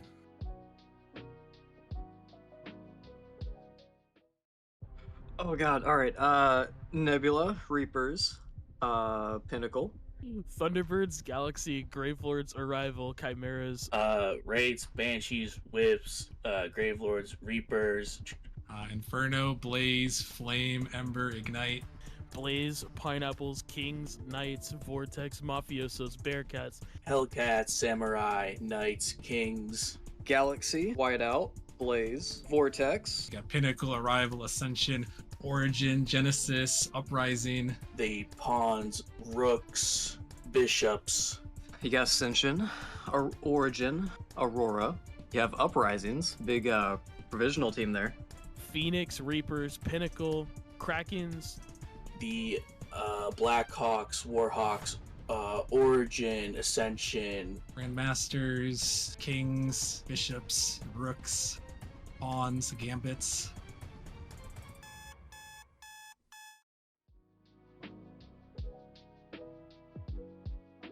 All right, Rockerman, this one's at you. You're going 0-6 in Division next season.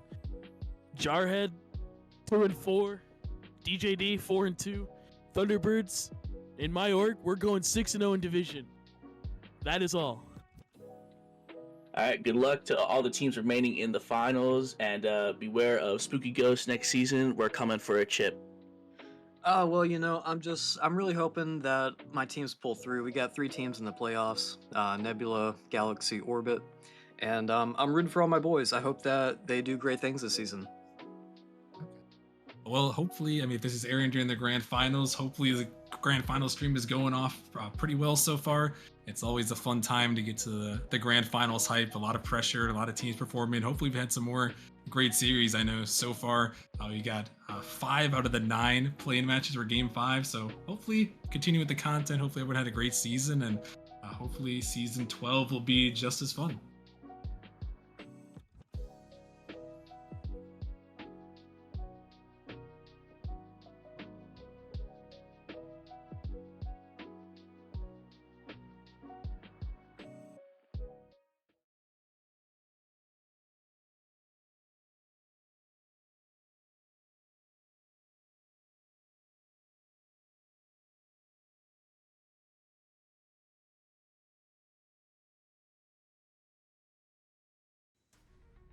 Don't know what to do, how to do it. Know that I should leave, but I hate it. Know that you're not the right one. If you were falling, will you fall with me? If I was calling, will you answer me? The timing was off, but would you wait for me? Would you wait for me? Would you wait for me?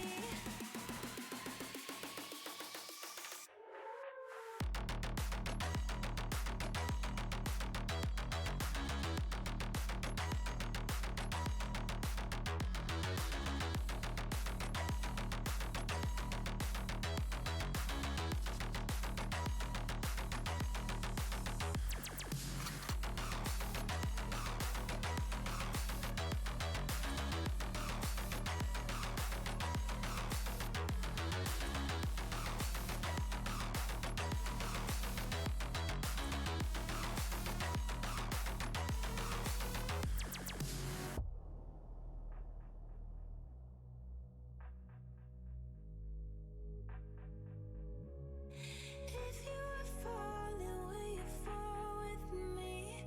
If I was calling, will you answer me? The timing was off, but would you wait for me? Would you wait for me? Would you wait for me?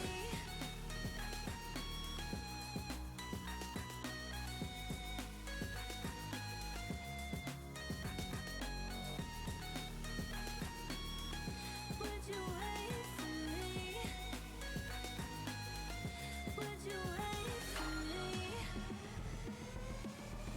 Would you wait for me?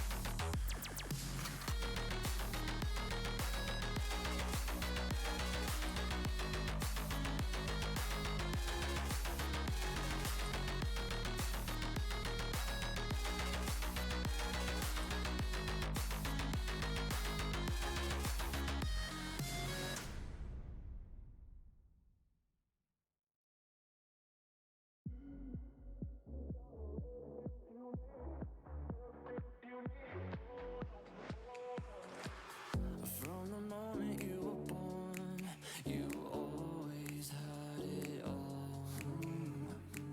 And I guess someone dropped the ball, 'cause look where you have gone. You had everything, fucking everything. You don't know. You had everything, threw it all away. You don't know.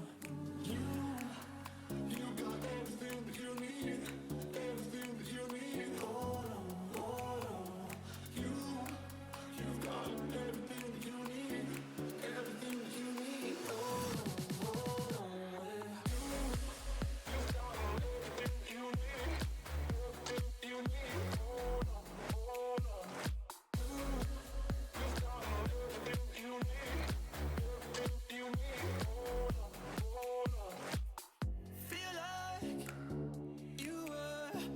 unaware of all the things you ever squandered. Feel like you could live a dream, but you just failed to see it. There is always another day. For you, there's another round. No day is ever too late. There's always a way out. You got everything that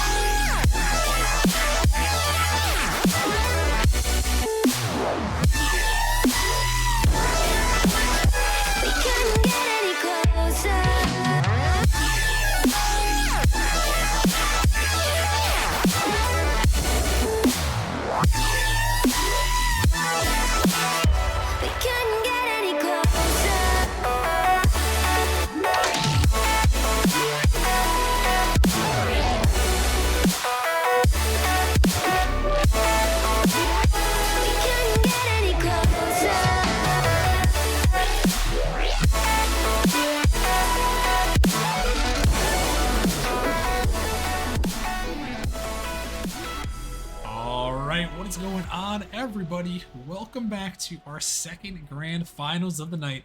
We are heading over to the Prospect League for an absolute banger, and I am excited to be back in the booth. Rocker Man joined by the one and only Jaegers. Jaegers, how are you doing tonight? I am doing fantastic, Austin. I'm excited for some Prospect League action, and we have a doozy of one. I know you talked a little bit about it earlier, but I mean, 6 seed versus 8 seed, that's not something you see very often in grand finals.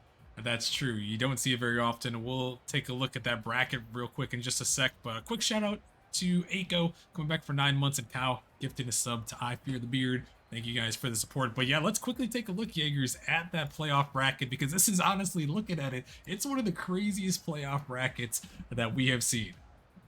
Yeah, no, honestly, I mean, the top 3 seeds going down in the first round is like, it's ridiculous. You know, you never see that. And I mean, Ember fighting their way through the play-in, and Flurry, they weren't in the play-in, but they had a few challenges of their own too. Yeah, most definitely some challenges along the way, and yeah, you see that Ember team taking down the undefeated Gladiators. That was probably the biggest upset as they made their run all the way from the 9 seed to here, and Flurry taking down their 2 matches. But Jaegers, I mean, this is certified to be a banger. What can you tell us about either of these two teams? I know we talked a little bit about the pre-show, but I guess what are you looking forward to most between these two as we get into it? I'm honestly looking forward to Flurry's high-flying play style. Very mechanical players. They like to load on the pressure. And on the flip side, Ember, extremely solid. Look for the bump plays by Ember. They like to pass. They like to shoot. One thing about them, though, is they do not like being bumped, Austin. So if Flurry can get some demos on Ember, kind of tilt them early, I could see this being a long series for them. All right, well, we'll have to see as we're going to get them joining up. And one last thing for you, Jaegers, as we get into the Prospect League Grand Finals, give us a prediction. Who do you got in this one? Who is going to be the Prospect champion for Season 11? In Prospect Series, we had a lot of short series in the play-ins. I think this one's going the distance. I'm taking Flurry in 7. Flurry in 7. We'll have to see. I made my prediction earlier on the pre-show. I've got Ember in 6. So we're going to have to see who's going to come out strong as we are underway. The Season 11 Prospect League Grand Finals between Flurry and Ember here. Flurry coming with Crates, Perky, and Sunlight, and Ember in the red there with Brittany Blade, Chad, and Peanut. And a lot of great players, and probably one of the most intriguing things for me, Jaegers, in this matchup is that these two are division rivals. No, it's really crazy. It's not very often you see 2 teams in the same division. Fact of the matter, 3 of the top 4 teams were in the same division, Austin. If that doesn't say anything about division dominance, I don't know what does. Both not only going for the grand finals, but going for bragging rights in their division next season. I believe both these teams split the series, if I'm not mistaken, during the season. So this one's for all the marbles, as Sunlight's going to get a goal early. Yeah, you're right. They did split traded sweeps this season. So yeah, this is the deciding matchup, and Sunlight and Flurry are going to come through early with a big first goal. And that's how you got to start it out here, Jaegers. You got some experience in a Prospect League Grand Finals, so you know about starting out strong. Yeah, no, it's always good to start out strong, but if you don't start out strong, it's not the end of the world. It's a long series. Take your time. Look, just hit back. Do your best to get the next goal if you don't get the first. Yeah, you always gotta remember these are long series here. As here comes Perky, he's gonna come through, and Flurry up 2-0 early in game 1. And yeah, Brindy's just gonna stab a little bit, gonna bite on the pass, and Perky just gonna hit it right off the ceiling to double up their lead. And Flurry's wasting no time here, getting started early. Technically the higher seed here as the 6 seed versus Ember, who came in through the play-in tournament as the 8 seed. And now Flurry taking that early lead, but Ember, we've seen him battle this entire postseason run. It's all about how you perform at the end of the season here. And no one was hotter at the end than this Ember team, making their way through the play-ins and the playoffs here to get to this point. Flurry also taking care of business on their end as well. Right now with the early 2-0 lead. Breaking first in game 1 as this ball's popped up. Perky getting up to it. Chad gonna be dunked out. Peanut Gonna take a little bit of control, but he's gonna be continuously bumped off of that one. This crate was not letting him get anything going there. As this ball pushed off to the side here. And Flurry right now, Jaegers here early on in game one, they're looking pretty quick to the ball. Ember just seems like about a half step too slow. Yeah, no, I mean, Flurry's a really quick team. You kind of have to make them play down to your level. If you don't, you're going to be outspeeded. But Ember, look for them to slow down the ball, take some dribble plays, and start to take 50s just to do their best to slow Flurry down. Because if you don't slow him down, Flurry is going to run laps around you. Yeah, and they definitely can do that with their pressure. Is this one an opportunity? Gonna be pushed away by Izachad. Izachad now on the control, gonna get a 50 by 1 as Peanut. He's gonna find his way through, but Crates sending it right back now to Izachad. Pushing it off to the side, Brindy hunting for that demo there. Not quite gonna find it as Peanut. He's gonna push it by 1. There is a demo though. On the other end, this one floating towards the middle of Perky. He's able to clear that one out calmly. And gonna find that double down into the zone. Brindy the Blade gonna to make that touch, able to send it off to the corner. As he's blocked through by Crates Sunlight now. And then beat Ember to that ball. It's in the corner here. Izachad looking to find another touch, but can't quite find it. As this one's sent back in, a big opportunity. The ball is floated up. Brindy's gonna make a touch, but it's still there. Izachad gonna find that block here, but Jaeger's a minute 38 right now. Ember's still looking to find some offense in this game one. Yeah, no, I mean, Ember just hasn't been able to get going. I mean, they made a few good plays, few good passes early on, but no one there to connect with the shot. They just really need to get out of their half. It seems like Flurry's really just setting up shop in their half, out shooting Ember 7-0. Ember just needs to start putting some shots on the board, try to get some semblance of offense, because I mean, game one really sets the tone for the whole series, Austin. If this is the tone, this is not going to be Ember's night. Yeah, no, that is not the sound you want to see here. Them in game number one, as you mentioned, they've yet to record a shot on net. So they're going to try to find something here in the last 45 seconds. They need one with time to at least force OT, but at this point, just get something on the net because Flurry is just pushing the ball by you right now. Getting the Ember zone. This ball popped up, Sunlight looking to give chase. Ball 50 down in the midfield. This one controlled Izachad. Trying to take it down. Brindy just trying to find that demo. The ball pushed across. He is going to find one opportunity, but Peanut not quite going to get back to Crates. Is going to cut it out there as we're down in the final seconds here of game one. Ember got to try to push on the offense right now as they're in the zone. This one we touched off the wall by Peanut, but not the touch he was looking for. As this one is going to be sent back down in the zone, and Ember not going to be able to find this one. Flurry is going to come through with a game one victory here, and a dominating one at that, Jaegers. Yeah, no, Flurry really didn't give Ember any chance to breathe. Brindy gonna put a shot on target. Crates is gonna save it away. Brindy just kind of looking for any semblance of momentum, not quite able to get it there. As Flurry going to ground it, take the game one. I don't want to say with ease, Austin, but I mean, Flurry didn't seem to have too difficult of a time in that one.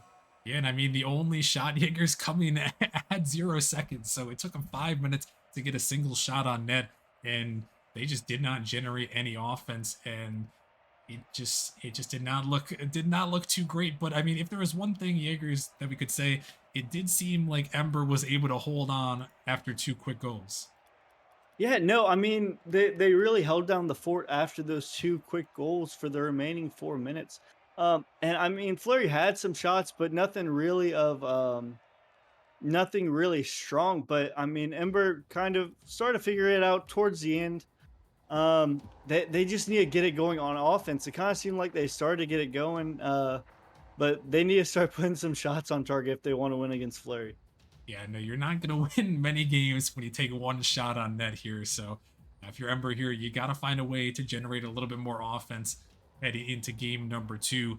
And if you're Flurry here, as we head to Urban Central, to try to add to their lead, look to take a commanding 2-0 series lead, maybe force out an early Ember timeout here in this one, as they have played it very well to start things off. Almost a dream start, if you will, in a game one. As Berkey looking to take it down, Izachad is going to send it out, but Ember not quite willing to follow. And you know, Jaegers, I know you mentioned Ember trying to be the ones to slow it down, but it might look like they're just playing a little bit too passive right now.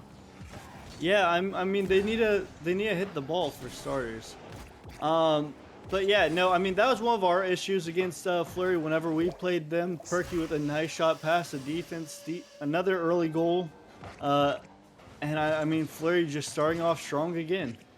Yeah, Flurry, that quick pressure Perky gonna come through with a big shot on net, and Ember just not really. They're just not really generating much of anything right now, Jaegers, to be honest with you, as they've been stuck in their zone. They were able to hold on, but a big double commit is going to come through as Chad trying to take it down. Sunlight gonna make a touch, but it's right down to Brindy. Perky with a great turn, able to get that one out and to get the 50. And really, it just seems like right now it's a speed differential here, Jaegers, as Ember still is struggling in their zone. Yeah, no, I know that a few times actually Fleury has scrimmed against I believe it was Samurai, the team in the Challenger Grand Finals that we're going to see on Wednesday, who are no slouch themselves. So I mean, they've been playing good preparation. They're always asking for scrims, always playing together, getting the chemistry up. So right now, I mean, Fleury just really popping off on all cylinders. I do know Brindy originally at the beginning of the playoffs when they were getting ready to go up against Gladiators. They didn't think they were gonna win. They just decided to go have fun, and maybe the grand finals pressure is looking like it's a little too much here. But I think if Ember really want to win, they just kind of have to relax. Remember that it's just a game, take it one game at a time, and honestly start putting some shots on target, because right now Fleury is just outclassing them. Yeah, they really are, and the grand finals pressure is definitely real.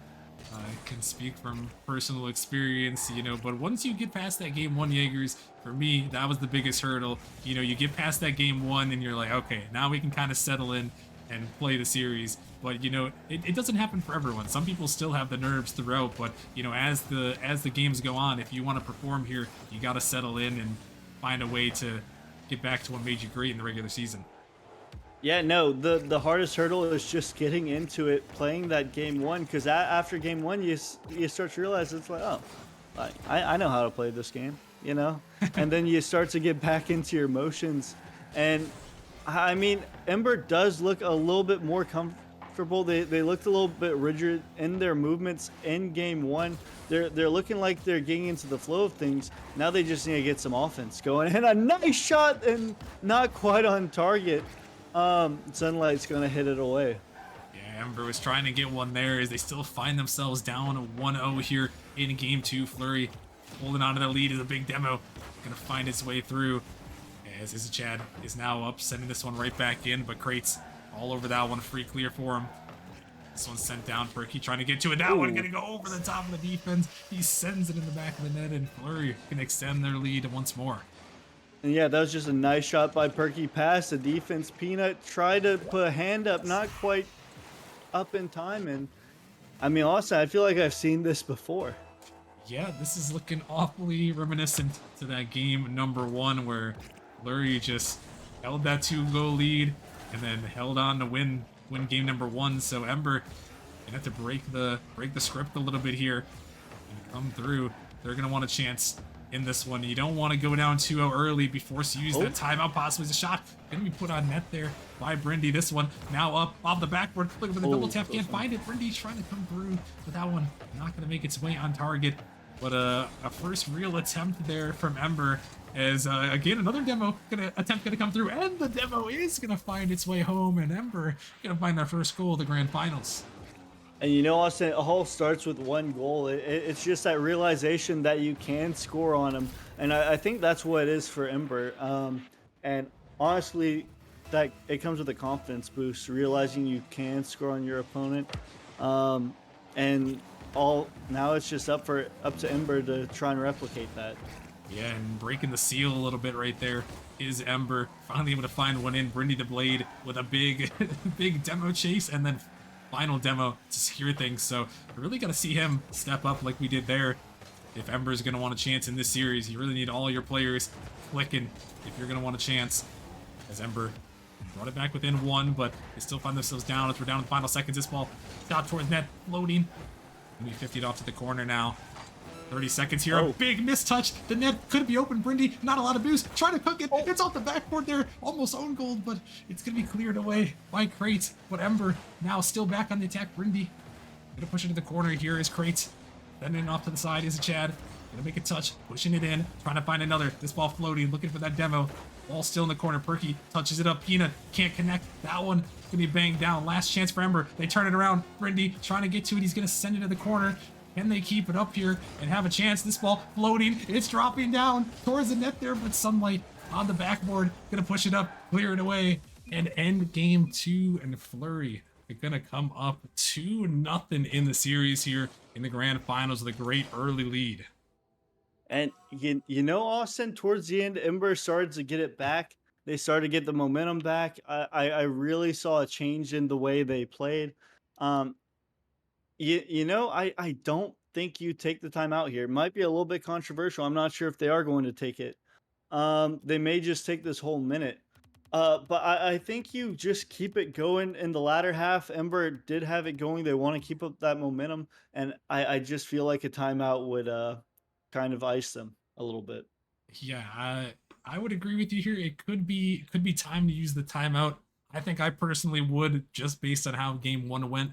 But Ember looking like they're opting to play on. They believe with those shots they got at the end there, they've got a chance to win this one. But it's such a dangerous game, Jaegers, because I know my team in Ascension, we were in a similar boat, opted not to use our timeout, and then we ended up down there in the series 3-0 and having to try to fight back from that. So it's not it's a tough decision to make. It's the only real tactical advantage you might have in the playoffs here. But Ember, they're feeling confident in themselves and what got them here, that they can bring back this game 3.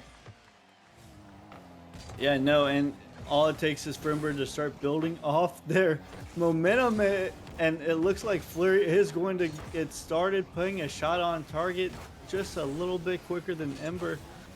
Let's see if Ember's able to get out of their half before they struggled in games 1 and 2. They need to get out of their half and find a way to put some shots on target. That's not going to help. Ember, Perky going to go for the double tap. Oh, no. Kratos not going to find the open net. And Peanut has the ball. Not much boost to his name, however. And I mean, with that miss withstanding, I really feel like Ember is playing better. They should be down 1 by now.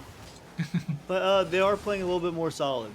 Yeah, no, and this is, again, such a very dangerous game. If you're Ember right here, you can't afford to go down 3-0 in the series. It's almost a death sentence. It's a Chad is wiping out the competition on the defensive line.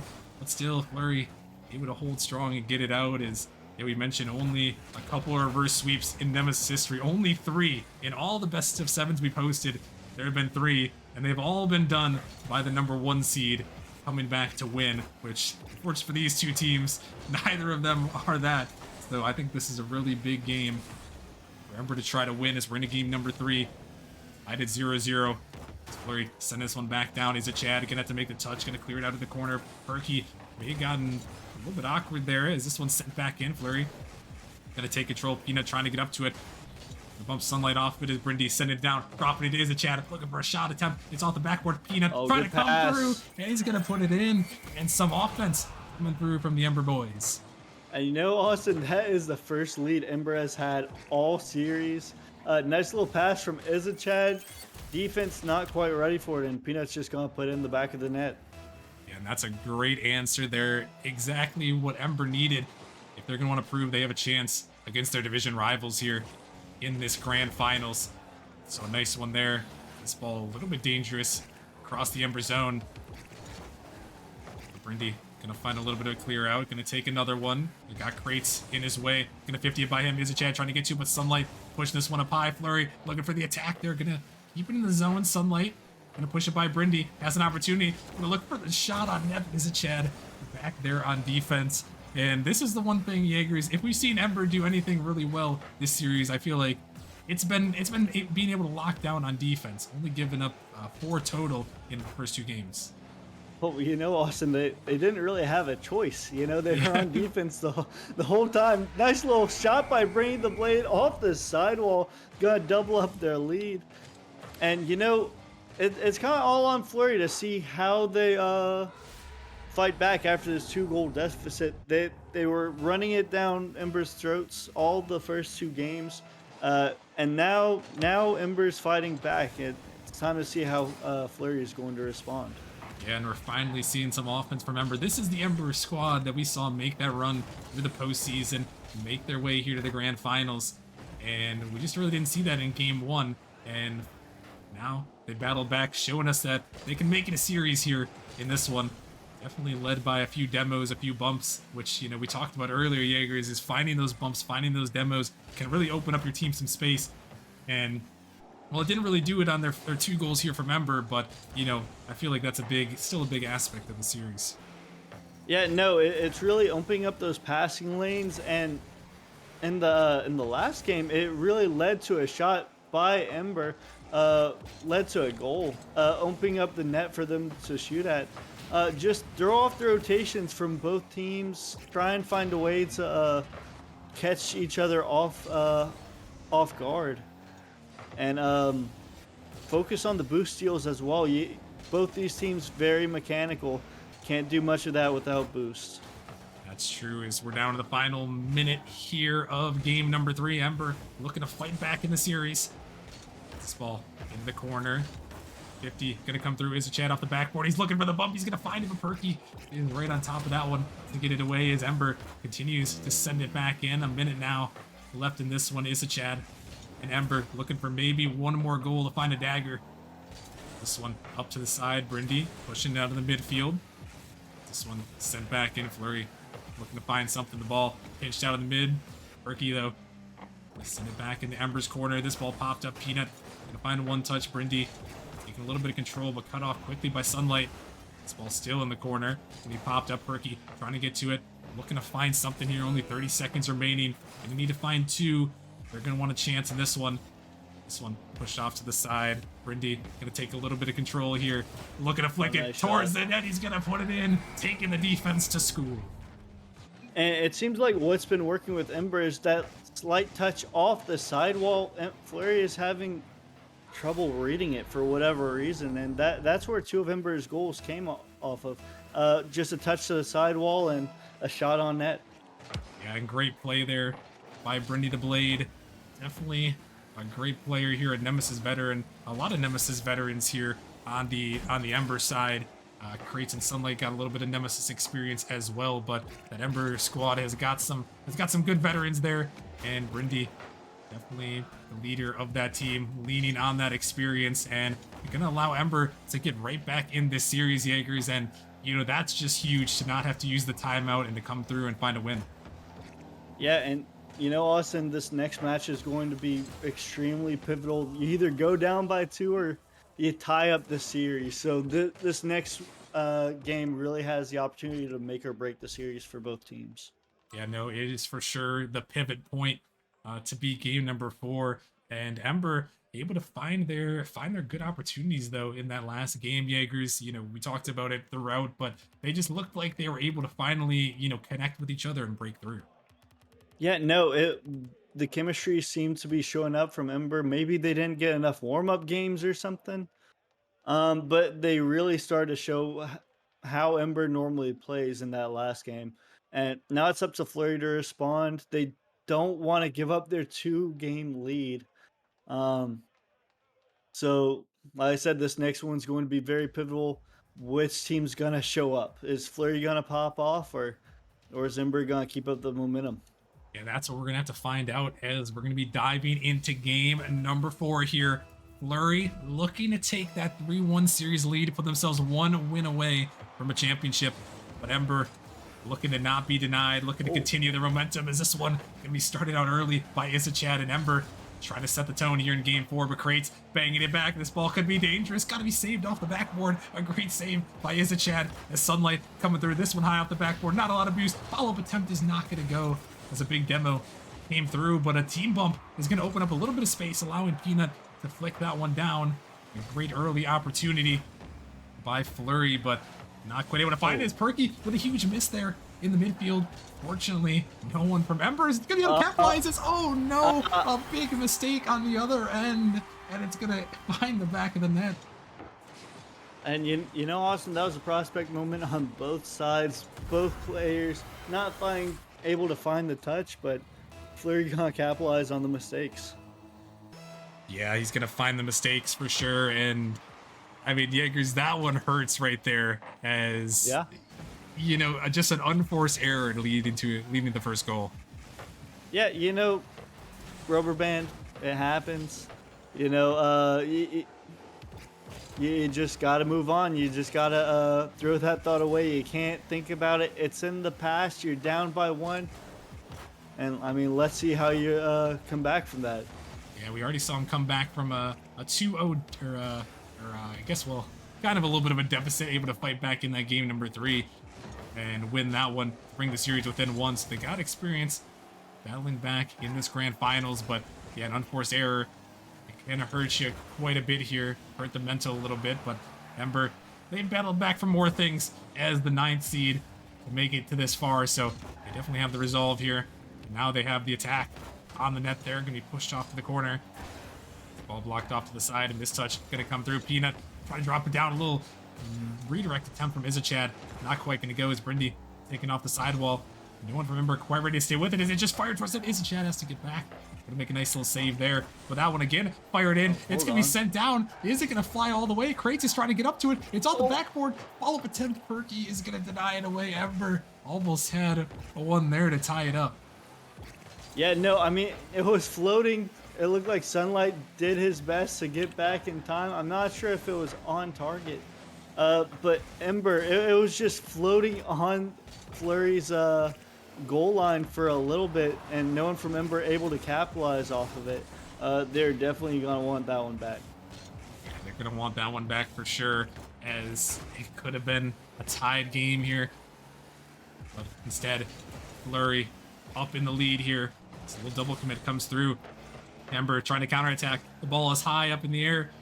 Izichad trying to leave that for Peanut, but a little bit mispositioned there. This one's sent back down. Brindy gonna hunt this one out, but he's gonna be tugged away. Perky coming over the top. The ball is floating towards the net, and another big miss. Perky may have got the fake on him, but again, Ember, another slow roller into the back of the net.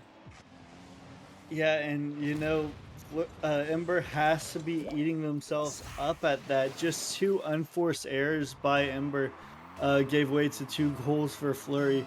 So in this pivotal game 4, that is not what you want to see. Yeah, not what you want to see for sure there, as another almost unforced error there.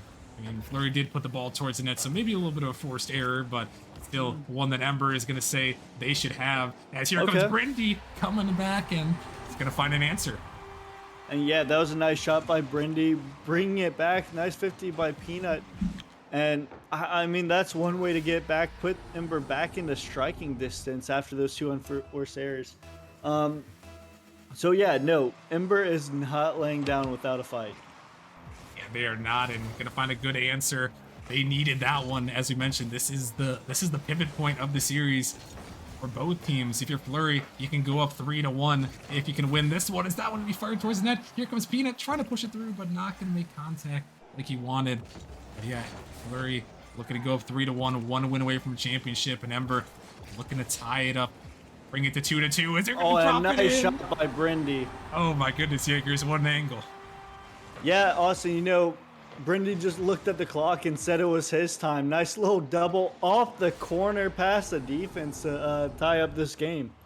Yeah, and Brindy, he is trying to lead this team right now, and he's brought him back to a 2-2 ball game here in game number 4. This ball sent up, gonna be shot just a little bit wide. Sunlight can't put it down. This is a Chad. Make a touch there.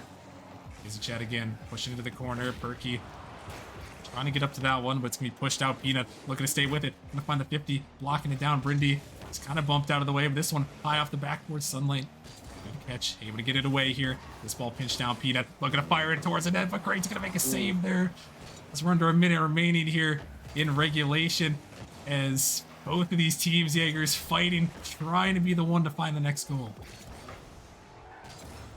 Yeah, both these teams fighting tooth and nail to put it on target. Ember just with the momentum right now. Peanut is up, but two Flurry defenders are back going to hit it away.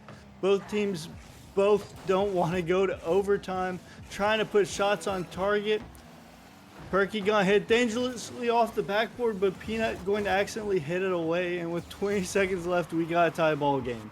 Ball game's all tied up. Will it be prolonged? Will we see overtime here? A big demo. Here comes Peanut, but Krates is there on the goal line. Gonna make a massive save. Is a Chad. He's coming right back. Perky denying it off the backboard. Ember is laying a barrage on the net here, trying to win this one in regulation. Ball dropping down. Here comes Chad. High off the backboard. Flurry. Not a lot of boost. One in the corner. That one's gonna touch the ground in overtime. Jaegers. Game number 4. Yeah, no, I mean, Ember had all the momentum. Good on Flurry to get out of that one alive. Just with some shots on target, but nothing else. Good, nice little mental reset for them. And let's see what they're able to do. Sunlight got put on target, but Peanut going to hit it away. Yeah, that one was a good save there. Not a lot of boost to get up to that one, but he's going to make the save. But Flurry is on the attack. They found their way through. It was survived from overtime. This one off the backboard. Follow-up attempt. It's going to go high. Peanut, he's trying to get out to it, floating, using a lot of boost there. Trying to get it away. Going to get it around 2. Is this one a turn? Brindy is going to beat him out. Krates off the backboard. Could be an opportunity here for Ember. Is a Chad firing Sunlight. Going to push it to the corner, though. It's Krates now. Looking to take control. Find a touch, but a 50 comes through. Brindy looking for another one. Popping it up high. Sunlight gonna go for it, forcing out a double commit from Flurry. As Ember trying to send it back. That one high up there. Missed touch comes through, but a follow up from Krates. He's gonna send it back in. Is this one once again into the Flurry zone? That one up high. Here comes Peanut trying to fire it in, but Krates is there to find it. That touch gonna go down. It just is a Chad. Sunlight looking for the double tap. The ball gonna fly off the ceiling, and Peanut is gonna make a big save. But now counterattack. Can Ember find it? They're firing it down the net, but Krates is able to get back there in time. And both these teams right now fighting in overtime, both understanding the importance of this game, and a couple of close opportunities from both squads right now. Jaeger's trying to break through. Yeah, and normally also in situations like this, neither team wants to make that mistake. Not these two. Both of them are still firing off on all cylinders, making every attack. Nice little demo by Sunlight to start the counterattack on Ember, but Brindy the Blade going to hit it away, and it's really sort of become a midfield game, Austin. Yeah, it really has. Both these teams fighting for control, trying to race back here. A touch gonna come through from Sunlight. But yeah, both these teams just kind of controlling the midfield, taking some pot shots. A big boat. The net is open. Can they turn? No! It's saved away. Sunlight on the goal line. That Oh my one goodness, could have tied the series up, but instead. And that, oh man, that ball was just bouncing dangerously on the goal line. No one within 5 meters of it, it seemed like. And no one from Ember was there to finish the job. Good on Flurry to hit that one away. Yeah, that one could have been deadly, but you're right. No one from Ember quite ready for that one. This Flurry sending this one back in, trying to drop it down. Here comes Sunlight off the backboard. He's looking for it. He's gonna find it into the back of the net. Sunlight is gonna give Flurry the 3-1 lead. Yeah, no, and I mean, Ember had all the momentum. They had multiple chances to put in the back of the net, forcing Flurry to save the ball 13 times, Austin. Ember just kind of set up shop on Flurry's side, and there it is. There's the timeout. Yeah, the timeout is going to come through here, and yeah, Ember is going to need it. But yeah, you mentioned, I mean, look at those shots. Yeah, you're 17-7. This reminds me, unfortunately, of my Pinnacle boys in that game 7, where you put up so many shots, so many opportunities, but you just can't break through, and that one hurts if you're Ember. Oh, absolutely. There's a few goals there going to want back on Ember's side. Flurry did well to get away with that one. Really strong defensive showing by them, and now they're on championship point, looking to win it all. Yeah, they could win it all right here with this next game. But the timeout is going to come through, so you're going to have to talk it over here if you're Ember. And Jaegers, if you're Ember here, I mean, what are you going to talk about? If you're in this Ember huddle here, what are you talking about in these next 60 seconds to try to bring your team back in this grand finals? It, you know, Austin, it's tough, right? Because they played well. They played really well in that last one. They set up shop, was putting shots on target, had good chances.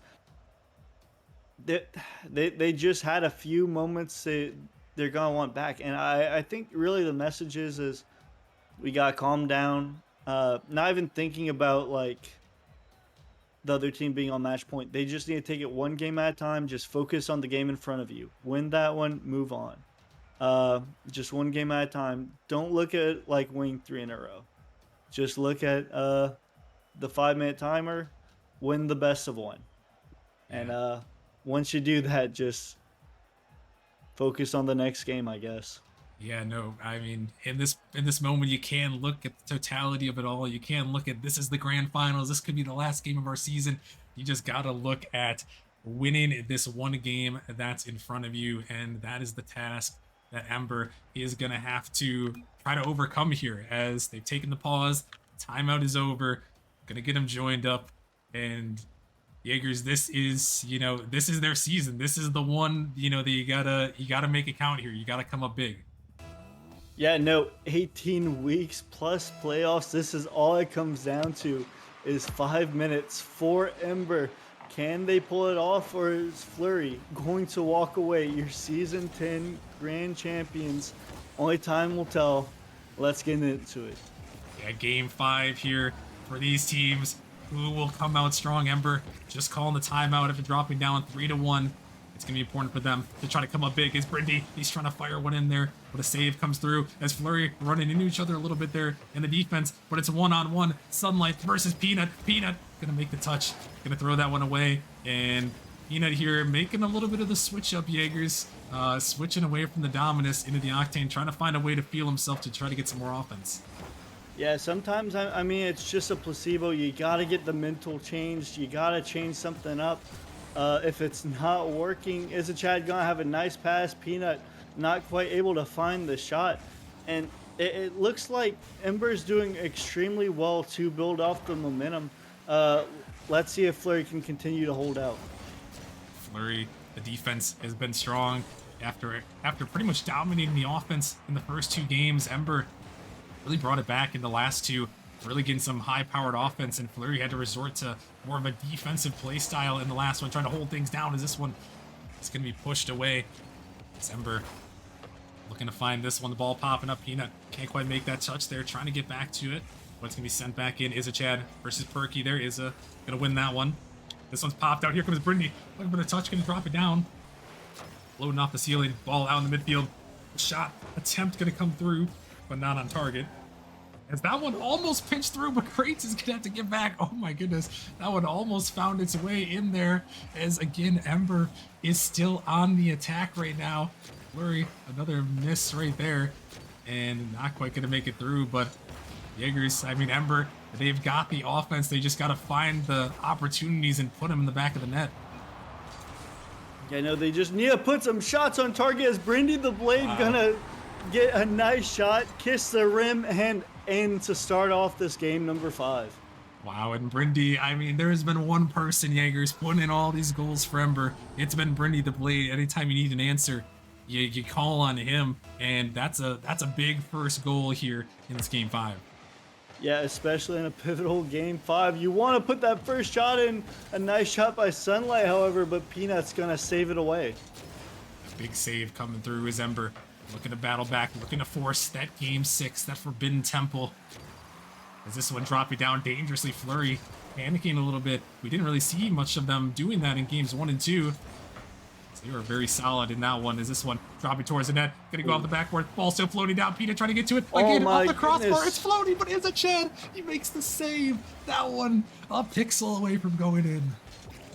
Yeah, and just a nice shot by Fleury, but an even better save by Ember to hit it away. They did get away with one, Austin, but you know you gotta take your chances when you can. You gotta take what you can get there, and Ember, they'll take that after so many close opportunities in the last game. They'll be happy to See that one did not go in the back of the net, but Flurry is cooking. Here comes Crates versus Peanut. Crates gonna find that touch. Not gonna be able to. A double commit by Ember. The ball in the corner. Berkey off the backboard. Brindy almost got a little bit too wide on that ball there. Oh. The ball still floating. Rough touch there as Ember stuck back in their zone. Finally able to escape a little bit. Able to send it back down. This ball is going to get by one. The big 50. Oh, nice 50. Oh my gosh. It's Brindy the Blade once again. And that was just a beautiful 50 by Brindy. A 75-25 more like. And just going to get past the defense. And I mean, this is the type of game that Ember wanted in the last game. With all that pressure, all that momentum. Not quite able to put it away. The only exception this time is they've cleaned up their mistakes. They have cleaned up the mistakes here, and right now the lead is in favor of this Ember squad, looking to send us to Forbidden Temple, looking to find that game 6, looking to find a chance at the championship still, but Flurry not out of it yet. We've seen their offense be so crucial, be so attacking. This time, able to find it on net. It's back in the Ember zone. Peanut gonna find a touch, pushing it out. Maybe getting a little bit too aggressive there. And Flurry capitalized a big mistake. The ball is floating. The ball is dropping. And Perky is going to dribble it in. And Flurry, don't count him out quite yet. Yeah, no, and Ember may be a little bit guilty of looking towards the next game. They still need to win this one first. Perky just going to get past the defense. It was a slow bouncer. And it looked a little bit awkward on Ember's side. But Perky just going to put it in the back of the net to cut the lead in half. Oh, that's almost a big mistake, but is Chad and company going to get back to it? And yeah, Jaegers, that's the one thing you can't do right now. You might have a 2-goal lead, but you don't want to park the bus too much and allow the opponent to get back in, as we're down to the final 30 seconds here of Game 5. Ember looking to hold on, looking to send us to Forbidden Temple. This ball out of the midfield, looking for one more, and who else but Brindy? Brindy the Blade, Brindy the Beast, going to check in with a hat trick in this crucial game number 5. A nice pass from Izichad, past Perky, and Ember just going to get their lead right back. Yeah, this guy is just putting the team on his back, taking Flurry on, leading his team here to surely what will be a game number 6. Unless Flurry has something to say in the final seconds of Game 5. This ball up into the corner. Be pushed out in the midfield, the ball floating. Crates not going to find that touch as it's sent back down in the Flurry zone. And Ember, the timeout did do some wonders for him, Jaegers. They're going to come back. They're going to send us to a game number 6 on Forbidden Temple. You know, Austin, Forbidden Temple, where anything can happen. Really excited to see if something crazy happens, or you know, if Flurry is able to regain the momentum, because, I mean, the past few games, they won the last game before this, Austin. But I still feel like it was a Pyrrhic victory because, I mean, Ember had all the momentum the whole time. They got away with that one, and, you know, Flurry just felt that momentum come full force in this last one. So it's really up to Flurry to stop the momentum. And if I'm Flurry, I'm honestly thinking about taking the timeout here. Yeah, the timeout is definitely on the table, but it looks like they're not going to opt to use it, Jaegers, which is going to push us to that good old Forbidden Temple here. And both these teams just, you know, fighting for it. Flurry's been 1 win away here, 1 win away in the last one, 1 win away heading into game number 6 here, Jaegers. And we've mentioned it. This is where the chaos happens here, especially in the Prospect League. You get Forbidden Temple and a championship on the line. If Flurry can hold off, Jaegers, if they can hold on here and win this game, they'll be the champions. But Ember is going to be doing their best to not let them get away so easily. And you know, Austin, sometimes that last step is the hardest to take. Flurry needs to find a way to break through that wall that they haven't been able to break through. And that they need to get the first goal here if they want to win in this game and avoid Game 7. They need to find a way to build up their momentum. They need to stop Ember, and they need to do it soon.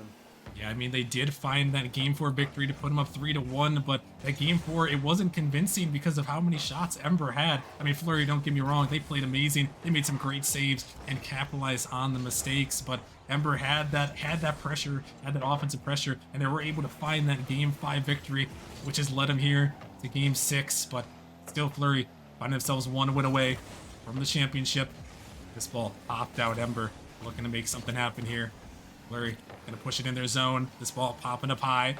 Is a Chad off the ceiling. Gonna find that touch. Sunlight dropping it down. Brindy gonna just fake that one out there. Gonna have to avoid a demo though. This one's sent back just across the midfield, but touch not gonna come through. As the ball is gonna pop up. Is a Chad looking to send it across. A big demo coming through. Flurry trying to open some space right now. It's Flurry suffocating on the Ember end right now. And Jaegers, this is already a great sign if you're a Flurry fan with this early offensive pressure. Yeah, no, they're starting to build up the momentum back up, but I mean, Ember is looking to fight right back. Is a Chad gonna put a shot on target? Gonna be hit away by crates. Yeah, I mean, Flurry just has all the momentum now. It feels like they're putting good pressure. They just need to capitalize, but Peanut off the double tap, off the pass from Izachat, just gonna put it in the back of the net. Yeah, great pass. And Peanut, he's had a couple of these opportunities, but hasn't capitalized yet. And finally, he does right there. No better time to step up than in game number 6, Jaegers, and a huge play for Ember. Yeah, no, what a powerful shot by Ember. If you're an Ember fan, that's exactly what you want to be in this game. You want to get to game 7. You want to put both teams on match point. And I mean, if you're Flurry, you just need to find a way to stop this Ember team, because I hate puns, Austin. I hate puns, but right now, Ember's on fire. Hey, they really are here with the Firestorm org, and they're trying to get that fire to lead them to the game number 7. But Flurry, really, you got to find a way to battle back here. They've got a couple opportunities, trying to find a 50, but Ember, the defense holds on. And Flurry, they've had their opportunities to hurt this Ember team, and Ember has made some mistakes. Flurry has yet to capitalize here as we're halfway now through game number 6. Ember trying to send us to game 7. This one popped up in midfield, gonna be sent back down. Ember waiting for the mistouch, comes through. 50 by Brindy. Out of the midfield, Perky gonna find a low 50. That one dropping down. Brindy all over this one, just gonna send it in the corner. Gonna try to pick up that boost, not gonna find it, but he's gonna try to find a bump. Gonna find a pass down, dropping it to Izachat, but great on the goal line. A great save. Keep this game within a goal's reach right now. And Flurry, Jaegers, they gotta put this pressure on. They need to find a goal here. You can't let this game continue to tick down. Yeah, no, you really can't. You probably should have taken the timeout last one. Time will tell us to see if they take a timeout going to game 7, if Ember can get it done in this game.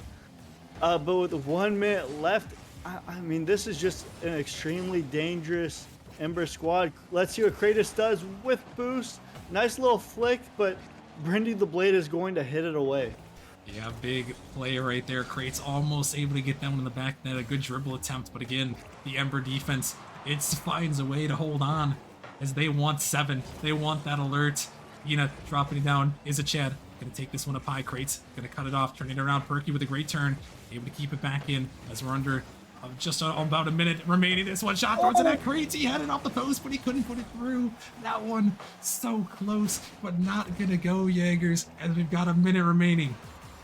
And there's so many shots that the Flurry had that should have gone the back of the net. Instead goes right off the crossbar. And I mean, they're doing well on offense, Austin. They're just not finishing the job. They're not putting in the back of the net. And that has been the story the past few games. They've done well on offense. They just need to finish the job. Oh, what a big miss. Oh no, Perky. He is going to finish this one. And with only 29 seconds remaining, they've got a chance. And a nice pass by Kratos, a little double commit by Ember, and with 30 seconds left, I mean, we could be going to overtime. There's still time left, but let's see what happens. After the pressure was pushed back in Flurry's end, it's now squarely in Ember's corner, because they are the ones that need to answer. They are the ones that need to score. If they want to extend this series, Flurry, next goal could win them a championship, but Peanut doesn't want to see that. He wants 7. Yeah, and a nice shot by Peanut, immediately answering back. Nice 50 by Brindy the Blade, and Peanut top right and in. That's the type of shot you want to see when you're tied to put your team up. And with 12 seconds left, let's see what Flurry answers with. Final seconds here of Game 6. Can they find an answer to force OT, or will we see Champions Field? Will we see Game 7? Brittany, he wants it. It's going to be sent down, but the ball actually still going to be up there for a moment. Flurry going to have a chance. The ball is floating. Crate's taking it down, but it's going to touch the ground. And there we go, Jaegers. We're heading to the Big Daddy. Game number 7 for the championship. And you know, Austin, I really wasn't sure if we were going to get back to it, especially the way the first 2 games went. But it really seems like Ember has woken up these past few games, build on the momentum. And it honestly looks like 2 very different Ember teams we've seen this series. Yeah, it really has. It's been Ember that was seeming so passive in that game number 1 and game number 2, but Jaegers, they battled back, and I mean, what more could you ask for here from this series to get to game 7? And, you know, Ember, they've got the momentum on their side, and Fleury going to call the timeout, trying to stop any of this momentum that they can. Yeah, no, and if you're Fleury, that's a really stressful situation. You had 2 lifelines to go ahead and finish it all, win the chip. And I mean, they just allowed Ember to battle it back, find a way into the make it back to game number 7, where winner takes all. Yeah, and what more could you ask for, Jaegers? I mean, these 2 have done battle all season long. They're division rivals here in that Atlantic division. They split the season series 1 apiece. They're going to go all the way the distance to game number 7. And, you know, Jaegers, I think we got to look really into the Fleury side of things here as we're taking this timeout. What do you need to see from Fleury here in this timeout to try to stop this momentum, because they were up 3-1 and now it's 3-3. You know, like I was saying earlier, that last step is the hardest step. You know, Fleury may have gotten too excited early on.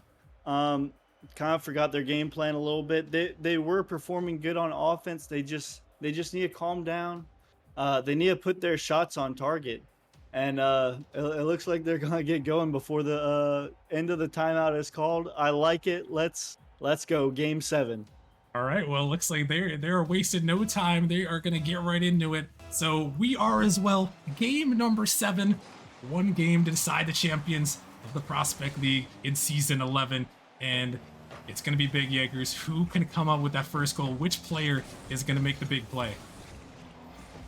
Yeah, no, and I mean, look for Kratos to get a little bit more mechanical, very mechanical player. You haven't really seen it this much in this series, but if Fleury wins, Kratos needs to get involved in the shooting game. Definitely so here, and you're underway here. Fleury looking to start out early. A nice little touch pass, gonna get it by 2, but a double commit from Fleury. Gonna allow that one to be pushed off to the side now. Into the Ember zone. This ball popping up, Perky. Looking to find a touch. He can't connect on that one, though. A big block coming through Brindy. He's going to cut it off. His Sunlight trying to get to him. A Peanut all over that one. Ember pushing it down. Brindy trying to get up to it. Going to throw it off the corner there. The ball popping. But going to be sent out. A counterattack attempt there. Peanut going to have to get back to this one. And he does. Able to send it off to the side.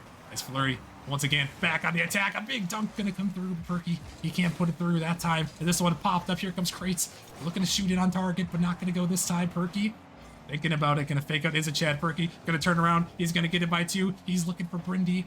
Not quite gonna find him this time as they're trying to find something. This one shot towards the net. Peanut gonna have to get to it. He's gonna make a touch to the corner.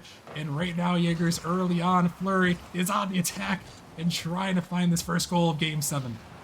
Yeah, no, they're putting shots on target. The few shots they had weren't quite fast enough. If they had a little bit more pace, they would have been the back of the net. And good on Ember settling down, finding ways to keep it out. And yeah, no, I mean, both teams popping off on all cylinders now. They know the importance of this game. This is a championship. This is your season on the line here. You got to step up big. It's Brindy. Gonna send this one into the zone. Crates gonna find a touch, gonna clear it out. This one dropping down. Crates unable to find that second touch though. Peanut gonna drop it down. This one floating. Brindy coming through this one. And he almost popped up, not quite though, as Izachad sending it right back in. It's floating in front of the net. But Ember patiently waiting. Gonna push it off to the side there. This one dropping down. Here comes Brindy. Can't make that touch though. It's out in the midfield. Peanut gonna send it right back in.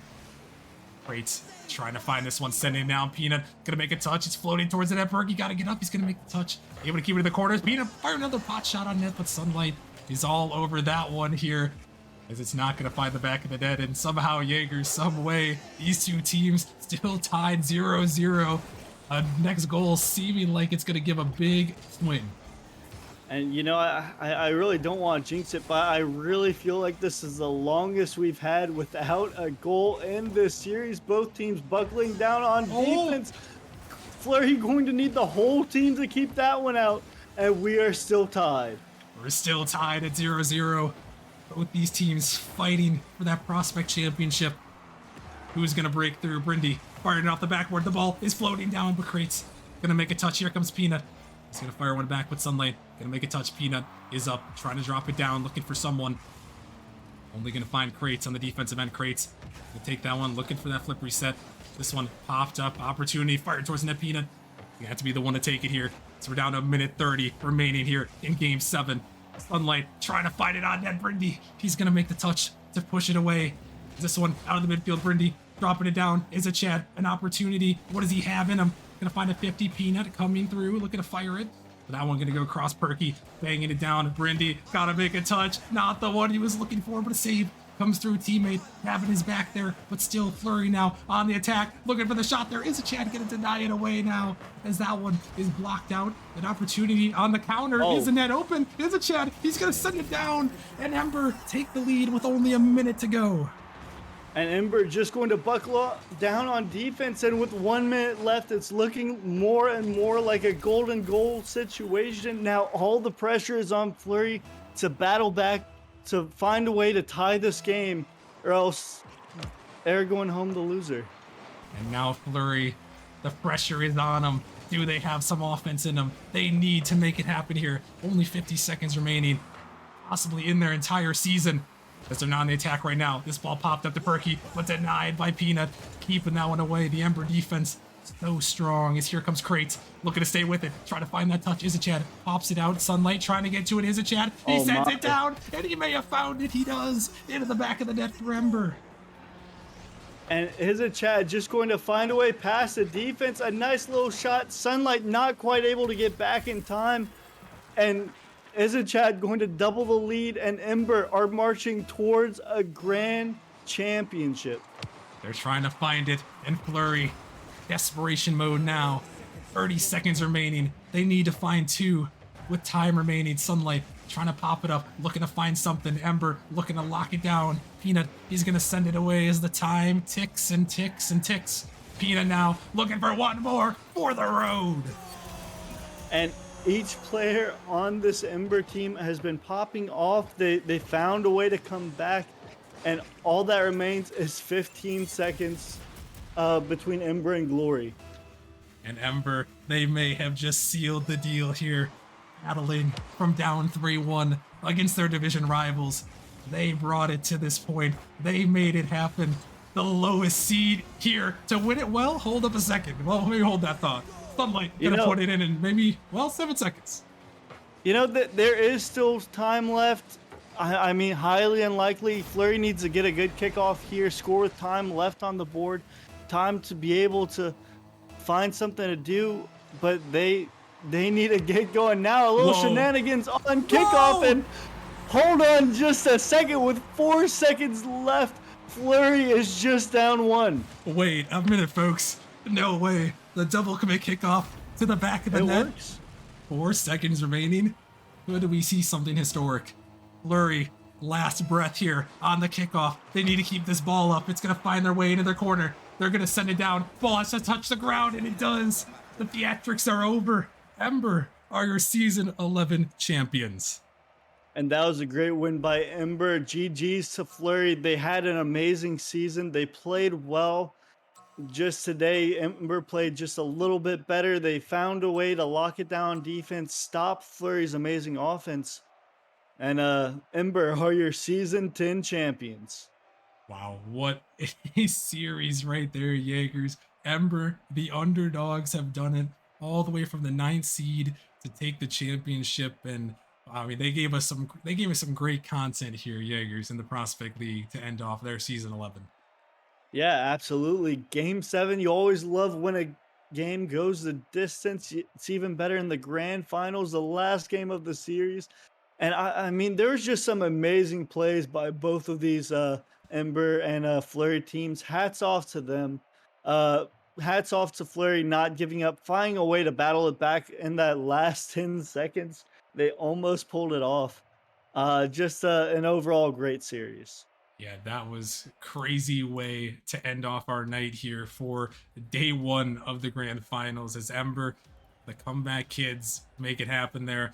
We got a couple quick shout outs before we close things out for the night. Quick shout out to JP coming back for the resub. Much appreciated to him. And also, I want to give a shout out to all of our Nemesis Premium subscribers who supported us throughout this season, allowing us to fund these prize pools and keep bringing great content to you guys. So shout out to everyone who supported us, especially our Challenger Plus subscribers, Flame, Jax, Wiggle, Aiko, Cow, and Street Soul. Much love to you guys for supporting us, and what a great series there, Jaegers, to kick off day one of the grand finals. And you know, if things are anything, if the next matches are anything like that, Jaegers, Wednesday is going to be a great show to close out the season. I mean, we got three more. You know, three more matches to make magic happen. Day one really ended off great. That's exactly what you want to see in terms of a championship series. I mean, we just hope it continues. Yeah, hopefully so. And well, folks, that is just going to wrap it up for us tonight. But make sure you guys follow the channel. Make sure you guys stick around. We are done for tonight, but we'll be back Wednesday. We got 3 grand finals. Our top 3 leagues, Challenger, Rival, and Titan champions will all be decided on a Wednesday. So make sure you guys tune in. Hopefully we get some insane content like we just saw in the last series. But that is going to wrap it up for us tonight. So once again, thank you all so much for watching, and we will talk to you guys later. See you on the flip.